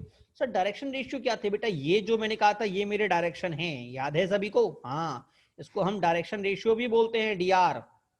क्लियर, क्या बोलते हैं डायरेक्शन रेशियो। तो ये कितने हो जाएंगे, ये हो जाएंगे बीसी। ठीक है, दैट इज देखो 0 माइनस -1, 0 माइनस -1 दैट इज 1। ठीक है, 1 माइनस 0 1, 2 माइनस 2 0। तो बेटा ये तो आ गए मेरे डायरेक्शन रेशियो। तो बेटा इक्वेशन ऑफ बीसी कितनी आ गई बेटा, वो आ गई ये बी वेक्टर मतलब -1, -0, -2 प्लस लैम्डा 1, 1, 0। क्या सभी को यहां तक समझ में आया, नहीं आया? ठीक है, पहला काम इक्वेशन ऑफ बी से निकाल ली। अगला काम क्या होगा, पैरामीट्रिक कोऑर्डिनेट निकालो। पैरामीट्रिक कोऑर्डिनेट कितने हो जाएंगे बेटा, x की जगह -1 comma plus lambda, -1 plus lambda, ठीक है, मतलब लैम्डा -1।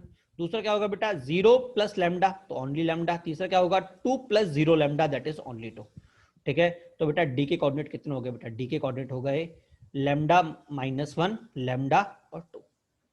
क्या क्लियर हुआ, नहीं हुआ? ये क्या हो गया बेटा, डी के कोऑर्डिनेट हो गए, ठीक है। अब बेटा एक बात ध्यान रखना कि मुझे अगर मेरे डी के कोऑर्डिनेट निकल गए हैं, ठीक है, तो बेटा डॉट जब मैं करूंगा, जब मैं एबीसी डॉट एडी करूंगा, तो बेटा मुझे बीसी इक्वेशन को डॉट करने की जरूरत नहीं है। मैं इसके डायरेक्टिंग जो ना बी माइनस सी निकाला है डायरेक्ट डीआर, ठीक है, इसका डॉट किया जाएगा, क्योंकि डायरेक्शन मुझे ये दे रहा है, डायरेक्शन मुझे ये दे रहा है। और यहाँ पे वेक्टर की बात जब परपेंडिकुलर होता है तो बेटा मुझे सिर्फ डायरेक्शन से मतलब होता है। क्लियर हुआ, नहीं हुआ? अब सर इसका डायरेक्शन कितना होगा बेटा, इसकी वैल्यू निकल चुकी है लैम्डा -1 कॉमा लैम्डा कॉमा 0। तो बेटा इसका डीआर कैसे निकलेगा, 1 माइनस लैम्डा -1, ठीक है, कितना आ गया माइनस लैम्डा। अगला होगा 2 माइनस लैम्डा, और बेटा तीसरा होगा 3 माइनस 0। होगा, नहीं होगा? क्लियर हुआ, नहीं हुआ? तो देखो ये निकल गया मेरे पास direction ratio of BD AD, कितना निकल गया, लैम्डा -2 लैम्डा -2 और -1, ठीक है। मैंने डी माइनस ए कर दिया, क्या कर दिया, उल्टा डी माइनस ए कर दिया, ठीक है।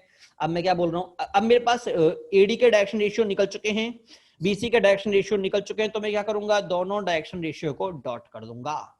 तो देखो मैंने लैम्डा लैम्डा -2 और लैम्डा लैम्डा -2 और लैम्डा माइनस को जब मैं डॉट करूंगा तो बेटा मुझे यहां से क्या मिल जाएगा, लैम्डा इज इक्वल टू 2। अगर लैम्डा 2 होगा तो डी क्या था बेटा, लैम्डा -1 लैम्डा और 2। तो अगर लैम्डा इज इक्वल टू 2 है तो ये कितना मिल गया, ये मिल गया 1, ये मिल गया 2, ये मिल गया 2। क्या क्लियर हुआ, नहीं हुआ सभी के लिए? बेटा बहुत अच्छा क्वेश्चन था। कैलकुलेशन मिस्टेक के बाद देख लेना कहीं मैंने प्लस माइनस में कुछ मिस्टेक तो नहीं कर दी, क्योंकि मैंने यहाँ पे लैम्डा -2 लिखा हुआ है, यहाँ पे लैम्डा लिखा हुआ है, ठीक है। तो एक बार क्रॉस चेक कर लेना कि कैलकुलेशन कोई मिस्टेक तो नहीं है, ठीक है। उसके बाद आप लैम्डा निकाल लेना। आपका लैम्डा निकल गया तो आपका डी निकल गया। सर डी निकल गया तो क्या, अगर डी निकल गया तो ए बी भी निकल गया। सर ए बी कैसे निकलेगा, सर एडी कैसे निकलेगा?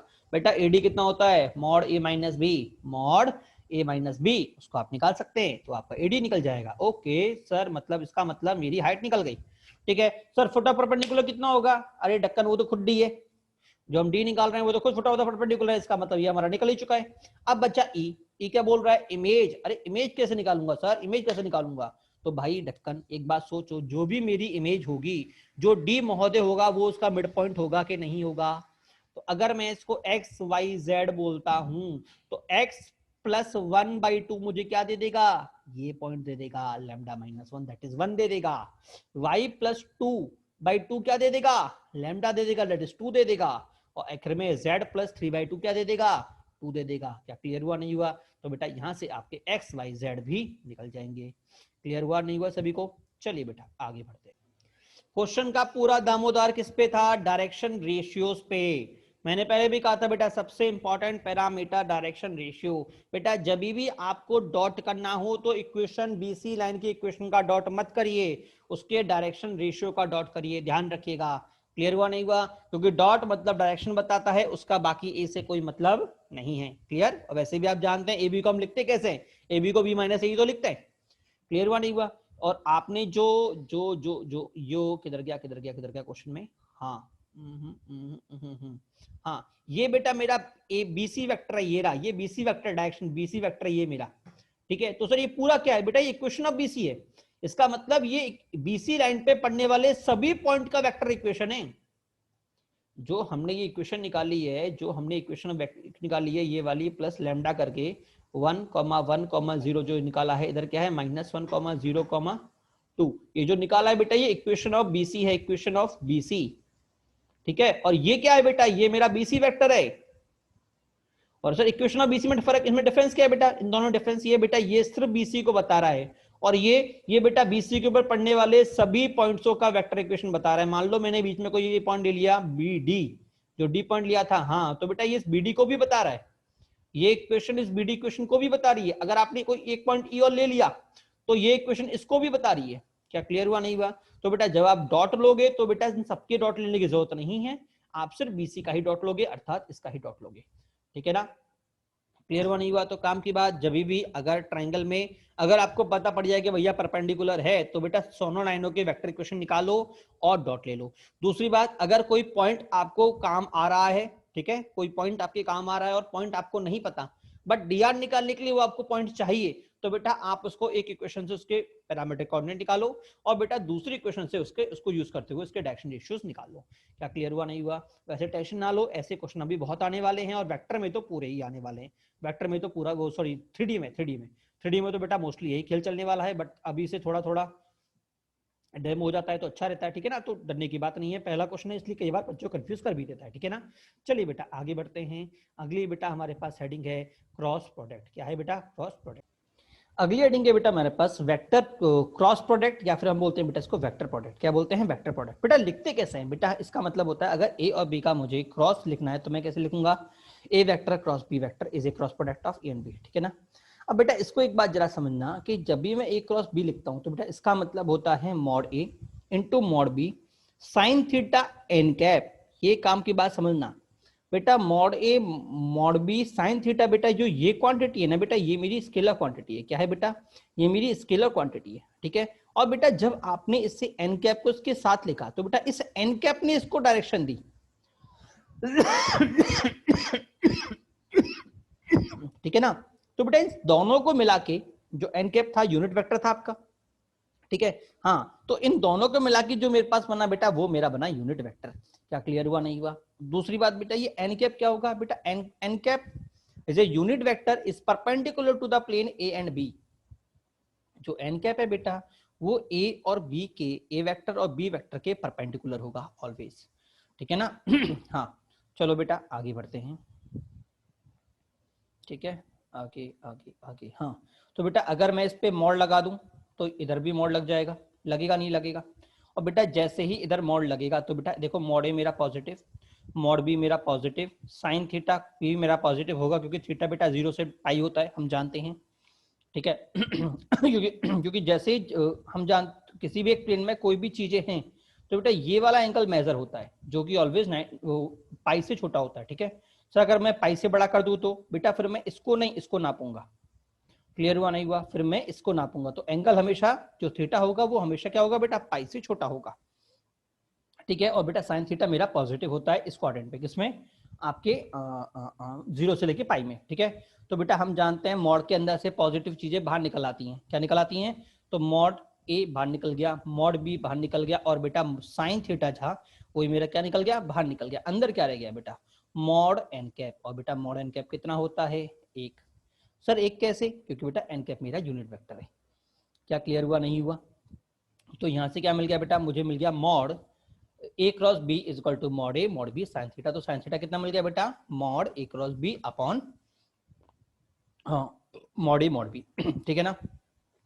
अब बेटा एक बात समझिएगा, हमने पढ़ा था कॉस थीटा कितना पढ़ा था बेटा? हमने पढ़ा था cos theta is equal to A dot B upon mod A mod B. पढ़ा था नहीं पढ़ा था? अच्छा, तो बेटा हम जानते हैं हमारे पास फॉर्मूला होता है ट्रिग्नोमेट्री में sine square theta plus cos square theta is equal to 1। Clear? अगर बेटा मैं दोनों को उठा के इधर डालता हूं तो मुझे क्या मिलेगा? मुझे मिलेगा मॉड ए क्रॉस बी का whole square upon A square, mod A square plus mod B square plus में मॉड ए डॉट बी का होल स्क्वायर अपॉन में A square plus B square is equal to 1, ठीक है। मैं इसे cross multiply कर दूं तो बेटा मेरे पास क्या आ गया? ए क्रॉस बी का whole square plus A dot B का whole square is equal to mod A square plus mod B square. क्या क्लियर हुआ नहीं हुआ? अब बेटा देखो इधर मॉड की लिखने की जरूरत नहीं है क्योंकि स्क्वायर हो चुका है, ठीक है। हम जानते हैं स्क्वायर को मॉड करने का तरीका स्क्वायरिंग, ठीक है। हाँ, तो बेटा ये हमारे पास इक्वेशन बनती है और बेटा इसको हम बोलते हैं लैग्रांज आइडेंटिटी। क्या बोलते हैं बेटा? Lagrange identity. Most important identities में से एक है बेटा चैप्टर के अंदर, ठीक है। काम क्या है सर? काम क्या है बेटा? Relation between cross and dot. जो लैग्रांज होती है बेटा वो मुझे क्रॉस एंड डॉट के बीच में बेटा क्या बताती है? रिलेशन बताती है। क्लियर? चलिए अगला पॉइंट देखते हैं बेटा। अगला पॉइंट बेटा क्या बोल रहा है?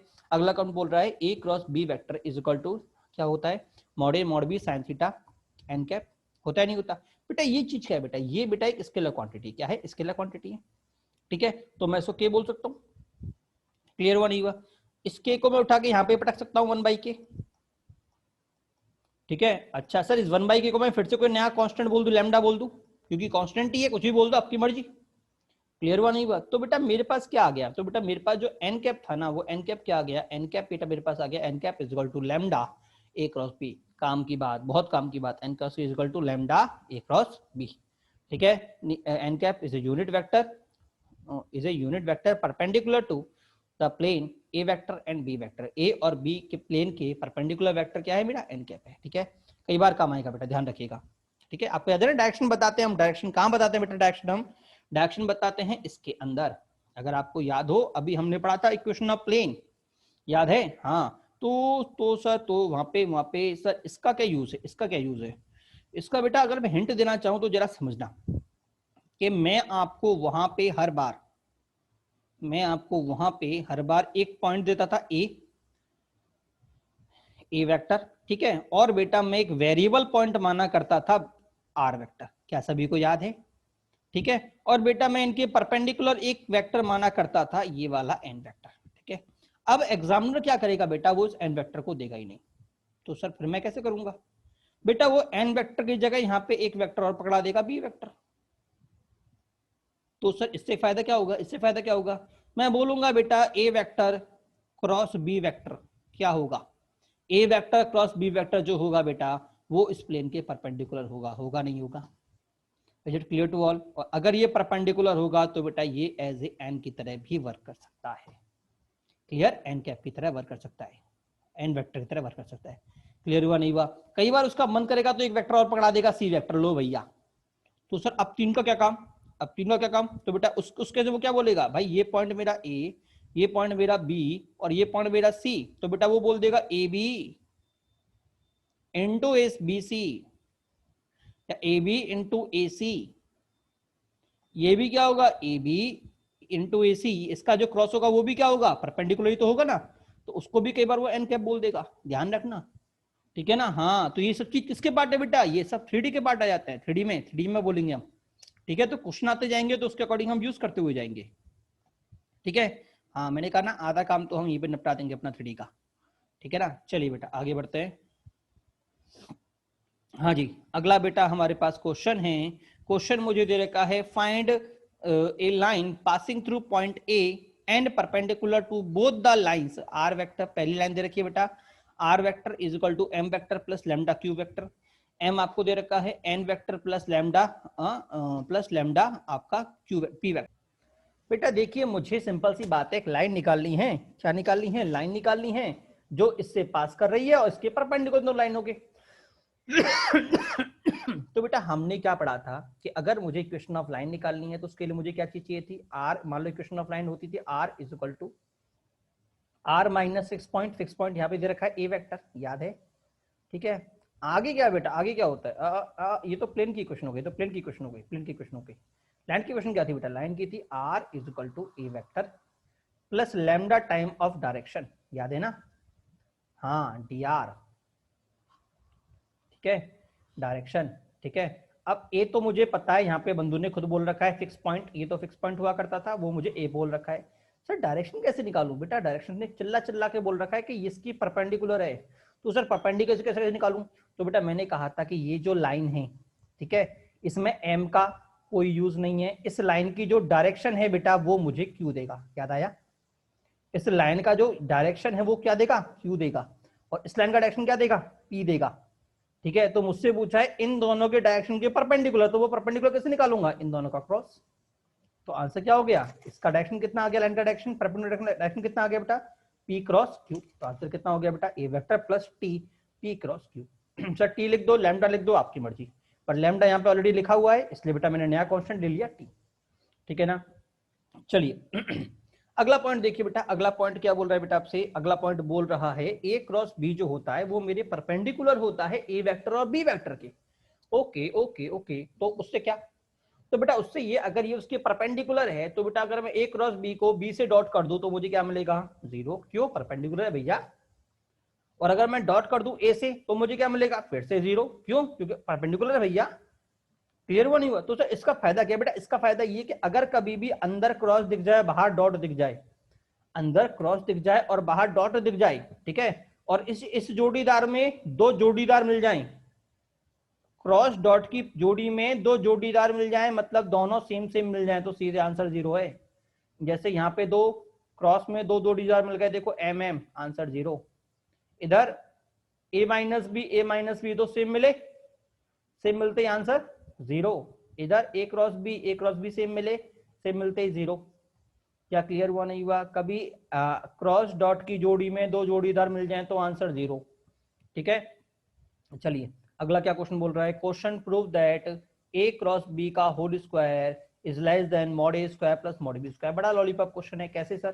बेटा इसका होल स्क्वायर कितना होता है? Mod A square plus mod B square sine square n cap का होल स्क्वायर।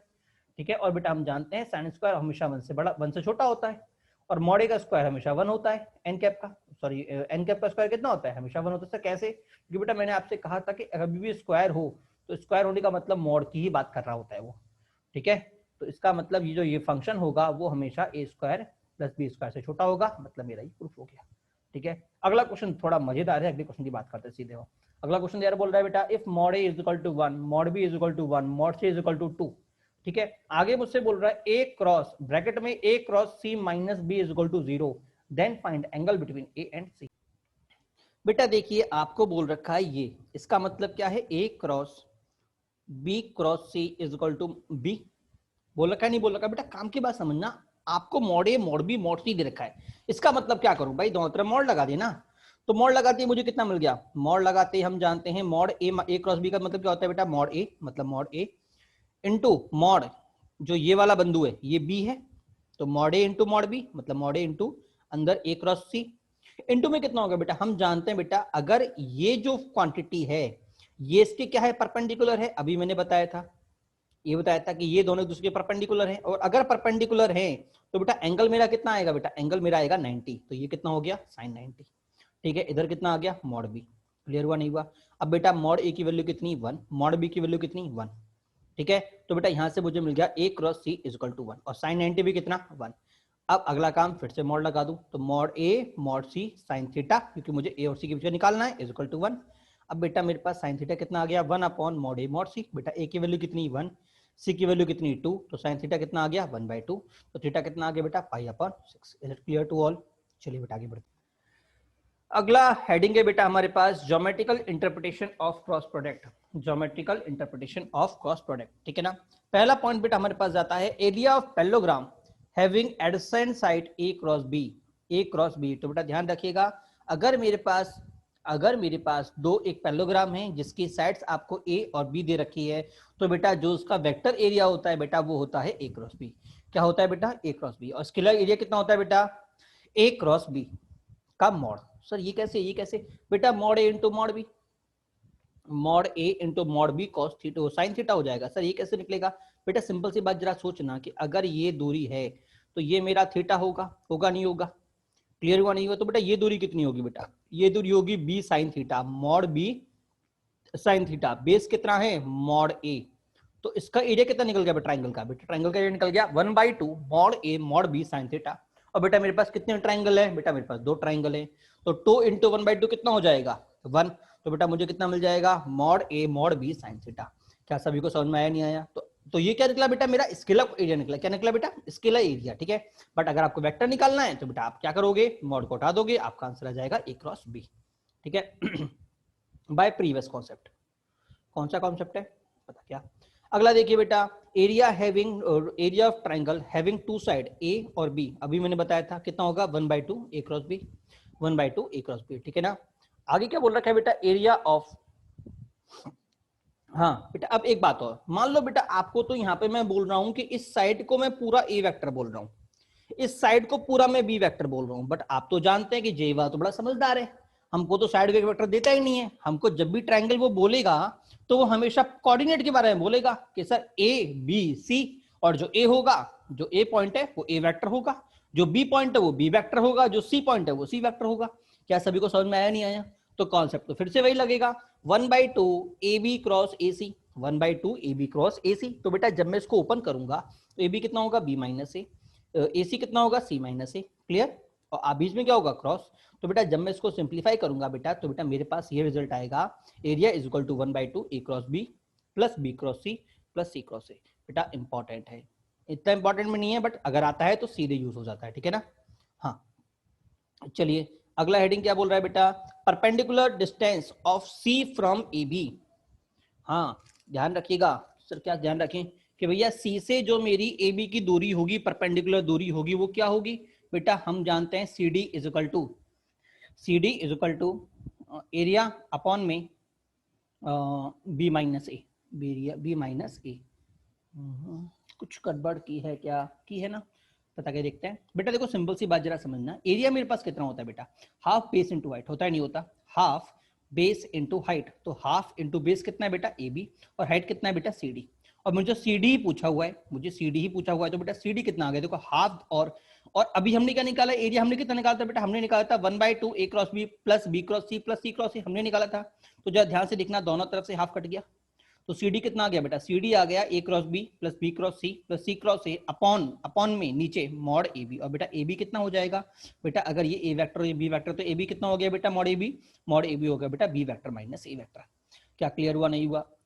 इससे बेटा निकल गया मेरे पास क्या, C D, height of C D, ठीक है ना। वैसे आप इसको ऐसे भी निकाल सकते हैं, बाकी आपको दूसरा तरीका बेटा मैंने प्रीवियस क्वेश्चन में भी थोड़ी देर पहले ही कराया था, हाइट ऑफ एल्टीट्यूड, तो बेटा वहां से भी इसको निकाल सकते हैं, ठीक है ना। अगला देखिए बेटा, कंडीशन ऑफ कोलिनियरिटी, बेटा बहुत काम की चार्ज है, इसको इंपॉर्टेंट मार्क कर लीजिएगा, इंपॉर्टेंट मार्क, ठीक है। अगर आपके 3 पॉइंट कोलिनियर हैं, इसका मतलब बेटा उन तीनों पॉइंट से बनने वाला ट्राइंगल का जो एरिया होगा वो कितना आएगा, 0।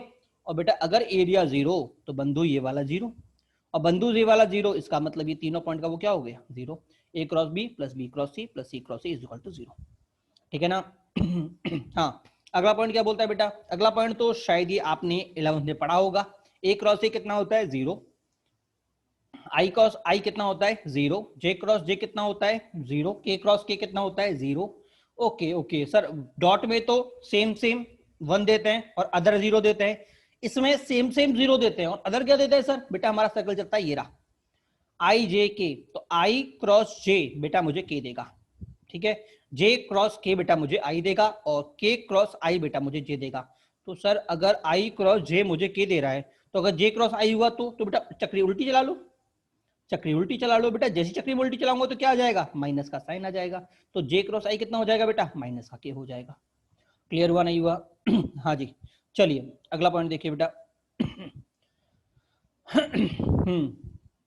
हाँ ए क्रॉस आई अगर मैं बोलता हूं, ए क्रॉस आई अगर मैं बोलता हूं, तो बेटा ए क्रॉस आई बोलने पे मुझे क्या मिलेगा, देखो आई आई तो 0 हो जाएगा, मुझे क्या मिलेगा ए टू के कैप माइनस ए3 आई जे कैप, ठीक है। क्लियर हुआ, नहीं हुआ? इस तरह से बेटा ये सब चीज छोटी मोटी बातें हैं, ये सब मिल जाएंगी यहाँ पे बेटा। जो मेरे पास काम की चीज मैं आपको बोलना चाह रहा हूँ वो ये बोलना चाह रहा हूँ, क्या बोलना चाह रहा हूँ बेटा, 2 मिनट रुकिए। इधर बेटा जब मैंने ए क्रॉस आई किया, तो बेटा जो क्वांटिटी मेरे पास आई ना, उसमें बेटा आई नहीं था, के और जे था कि नहीं था? क्लियर हुआ, नहीं हुआ? जब बेटा मैंने ए का जे से क्रॉस किया, तो बेटा जो मेरे पास क्वांटिटी आई उसमें जे नहीं था, के और आई था कि नहीं था? और बेटा जब मैंने के से किया तो उसमें के नहीं था, आई और जे था, ठीक है। तो बेटा जब मैं इस पर डॉट करूंगा, तो बेटा जब सोचो, जब अगर मैंने इसमें आई डॉट लगा दिया, ठीक है, तो हम जानते हैं आई अगर किसी और से डॉट बनाता है तो क्या कर देता है 0, तो ये क्या हो जाएगा, ये क्या हो जाएगा 0, ये भी क्या हो जाएगा 0, ये भी क्या हो जाएगा 0, इसका सम कितना भी हो गया 0, ठीक है। पहली बात। दूसरी बात, अभी थोड़ी देर पहले मैंने आपको एक कॉन्सेप्ट और समझाया था कि अगर क्रॉस और डॉट के जोड़े में 2 जोड़ीदार दिख गए, देखिए 2 जोड़ीदार दोनों सेम, देखे 2 जोड़ीदार दोनों सेम, और देखे 2 जोड़ीदार दोनों सेम, अगर कभी भी ऐसा हो जाए तो आंसर तुरंत क्या होता है 0, तो आंसर क्या हो जाएगा मेरा 0 + 0 + 0, ठीक है ना। ये क्या था, ये क्वेश्चन था, कॉन्सेप्ट नहीं था, कॉन्सेप्ट तो ऊपर निकल गया। अगला क्वेश्चन बेटा हमें दे रखा है ए क्रॉस आई का होल स्क्वायर प्लस ए क्रॉस जे का होल स्क्वायर प्लस ए क्रॉस के का। बेटा देखिए, अगर बेटा मैं लैग्रांज लगाता हूं तो हम जानते हैं ए क्रॉस बी का whole square plus A dot B का whole square is equal to mod A mod B होगा। तो बेटा ए क्रॉस आई का whole square plus A dot I का whole square is equal to A square plus I I dot होगा, ठीक है। तो बेटा ये कितना आ गया बेटा, ये आ गया, अच्छा हाँ जी। तो बेटा इसकी वैल्यू कितनी होगी बेटा, देखो ये उधर जाएगा, जाएगा नहीं जाएगा, तो बेटा ये हो जाएगा ए स्क्वायर माइनस ये कितना हो गया बेटा ए का ए स्क्वायर, और बेटा ये कितना आई का कितना होता है बेटा 1, तो बेटा ये तो हो जाएगा ए स्क्वायर। और बेटा ये कितना हो जाएगा बेटा, हम जानते हैं ए डॉट आई का मतलब क्या होता है a1, अगर ए मेरा a1 आई कैप प्लस a2 जे कैप प्लस a3 के कैप है, तो ए कितना दे देगा बेटा, ये दे देगा i1, ठीक है। अच्छा जे वाला क्या दे देगा बेटा, जब मैं जे करूंगा तो ए dot A square minus A2, और जब के करूंगा तो बेटा ए स्क्वायर माइनस A3। देखा नहीं देखा, तो बेटा मुझे क्या मिल गया, A square minus A1 plus A square minus A2 plus A square minus A3। तो बेटा मुझे क्या मिल गया, 3A स्क्वायर माइनस ब्रैकेट में A square A1 square plus A2 square plus A3 square. बेटा ये पूरा क्या होता है अगर आपको याद हो, तो बेटा ये होता है मेरे ए स्क्वायर के बराबर, होता है नहीं होता। तो बेटा यहाँ से मुझे क्या मिल गया, यहाँ से बेटा मुझे मिल गया 2A square. Is it clear to all? मेरा आंसर आ गया। अगला point, question number 7, very very very important, double star mark कर लो इस पर, ठीक है ना। हाँ, बहुत काम आता है, ठीक है। अगर कभी भी आपको दे दिया A vector plus B vector plus C vector is equal to 0, बेटा इसका मीनिंग इंपॉर्टेंट है, ध्यान रखना, इसका मीनिंग इंपॉर्टेंट है। ये क्या बोलना चाह रहा है, अगर कभी भी ऐसा दे दिया, इसका मतलब बंदा चिल्ला चिल्ला के बोलना चाह रहा है कि A cross B is equal to B cross C is equal to C cross A है। क्या क्लियर हुआ नहीं हुआ? क्या है सर, कैसे निकालूंगा? बेटा पूरे का क्रॉस कर दे सी ए से, पूरे का ए से क्रॉस कर दे, तो ए क्रॉस ए कितना होगा 0, ए क्रॉस बी कितना होगा, और ये हो जाएगा बेटा सी क्रॉस ए।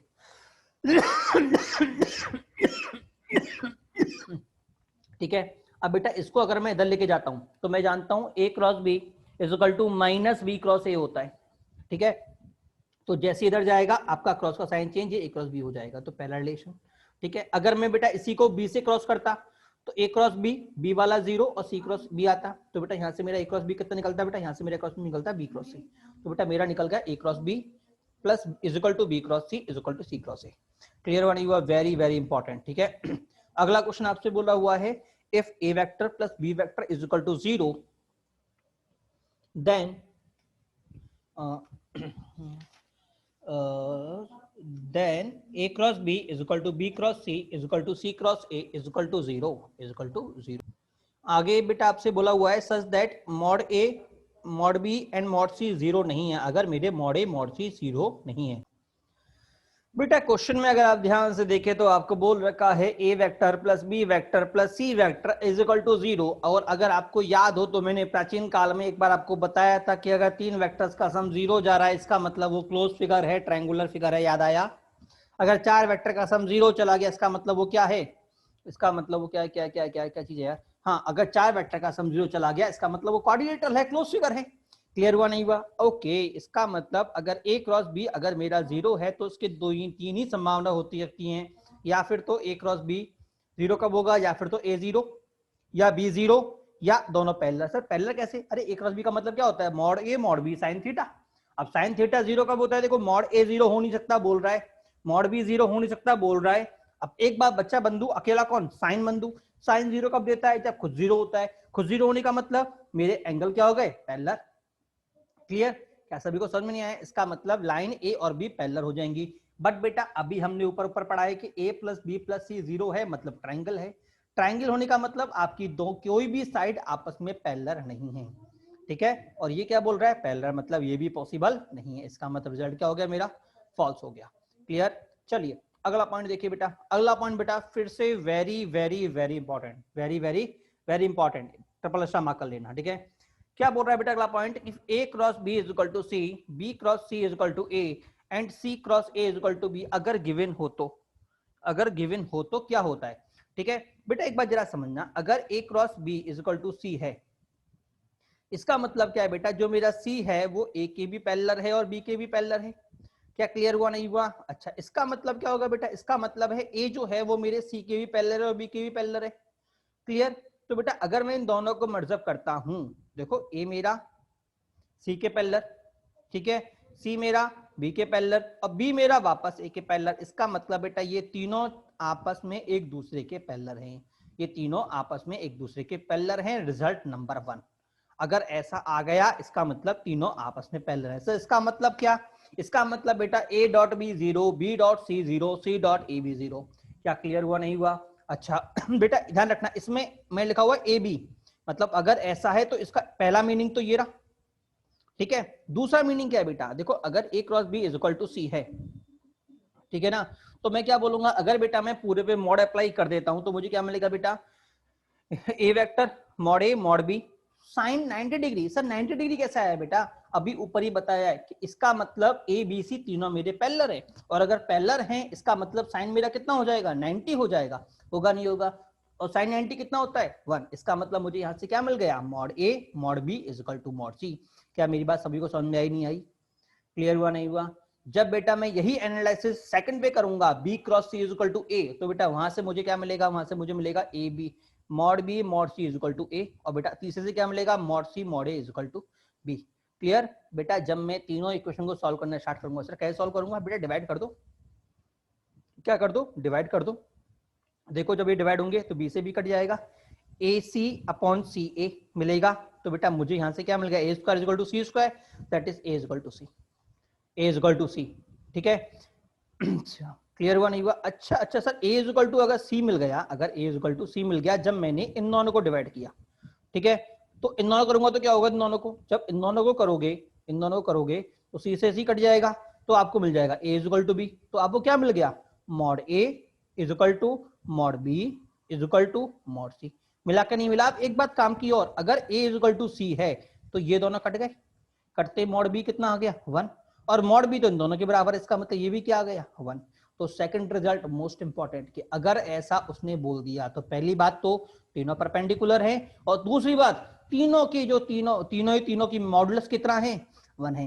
क्या मेरी बात समझ में आई नहीं आई? अब एक बात जरा समझना, अगर तीनों परपेंडिकुलर, तीनों का मॉडुलस भी 1, इसका मतलब ये तीनों क्या निकले, यूनिट वेक्टर।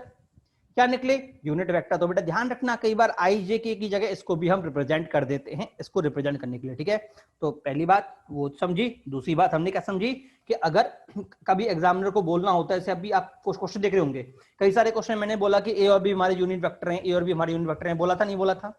ठीक है, प्रीवियस जो क्वेश्चन निकले थे, ठीक है ना। अब जेई में बोलेगा नहीं, वो जेई में इसकी जगह कंडीशन लिख देगा, if A cross B is equal to C, C cross A is equal to A cross B is equal to B, वो ये लिख देगा। वो बोलेगा नहीं कि भैया ये यूनिट वेक्टर है, वो इतना हर्ज नहीं उठाएगा। ठीक है, वो आलसी आदमी है मेरी तरह से। क्लियर हुआ नहीं हुआ? हाँ, तो वो ये लिख देगा। ठीक है, हाँ, इसको बोलते हैं हिडन कंडीशन। क्लियर? चलिए अगले पॉइंट पे चलिए बेटा। एक पॉइंट आपके पास 8 पॉइंट, हाँ 8 पे नवा कहाँ गया, 9 पॉइंट आ गया क्या? नहीं, तो ये 10th पॉइंट होगा, सीधे यहाँ लिख लीजिए। हाँ, एरिया ऑफ क्वाड्रिलेटरल, ध्यान रखना एरिया ऑफ कोई भी किसी भी क्वाड्रिलेटर का जो एरिया होता है ना बेटा, वो दोनों डायगोनल्स के उसका जो क्या बोलते हैं क्रॉस का बराबर होता है। ठीक है, area of any quadrilateral is equal to the modulus of d1 cross d2, d1 cross d2। क्या क्लियर हुआ नहीं हुआ सभी को? चलिए बेटा आगे बढ़ते हैं। बाय टू ऑल बेटा, आज की क्लास हम यहीं पे खत्म करते हैं। अगली क्लास जो भी होगी बेटा हम इस पे क्वेश्चन से करना स्टार्ट करेंगे। ठीक है, हमने कहां तक पढ़ लिया बेटा, वेक्टर के सारे इंपॉर्टेंट पॉइंट्स थे बेटा, उसको हमने एनालाइज कर लिया है। अगली क्लास से बेटा हम इस पे क्वेश्चन करना स्टार्ट करेंगे। ओके बेटा, बाय टू ऑल, बाय।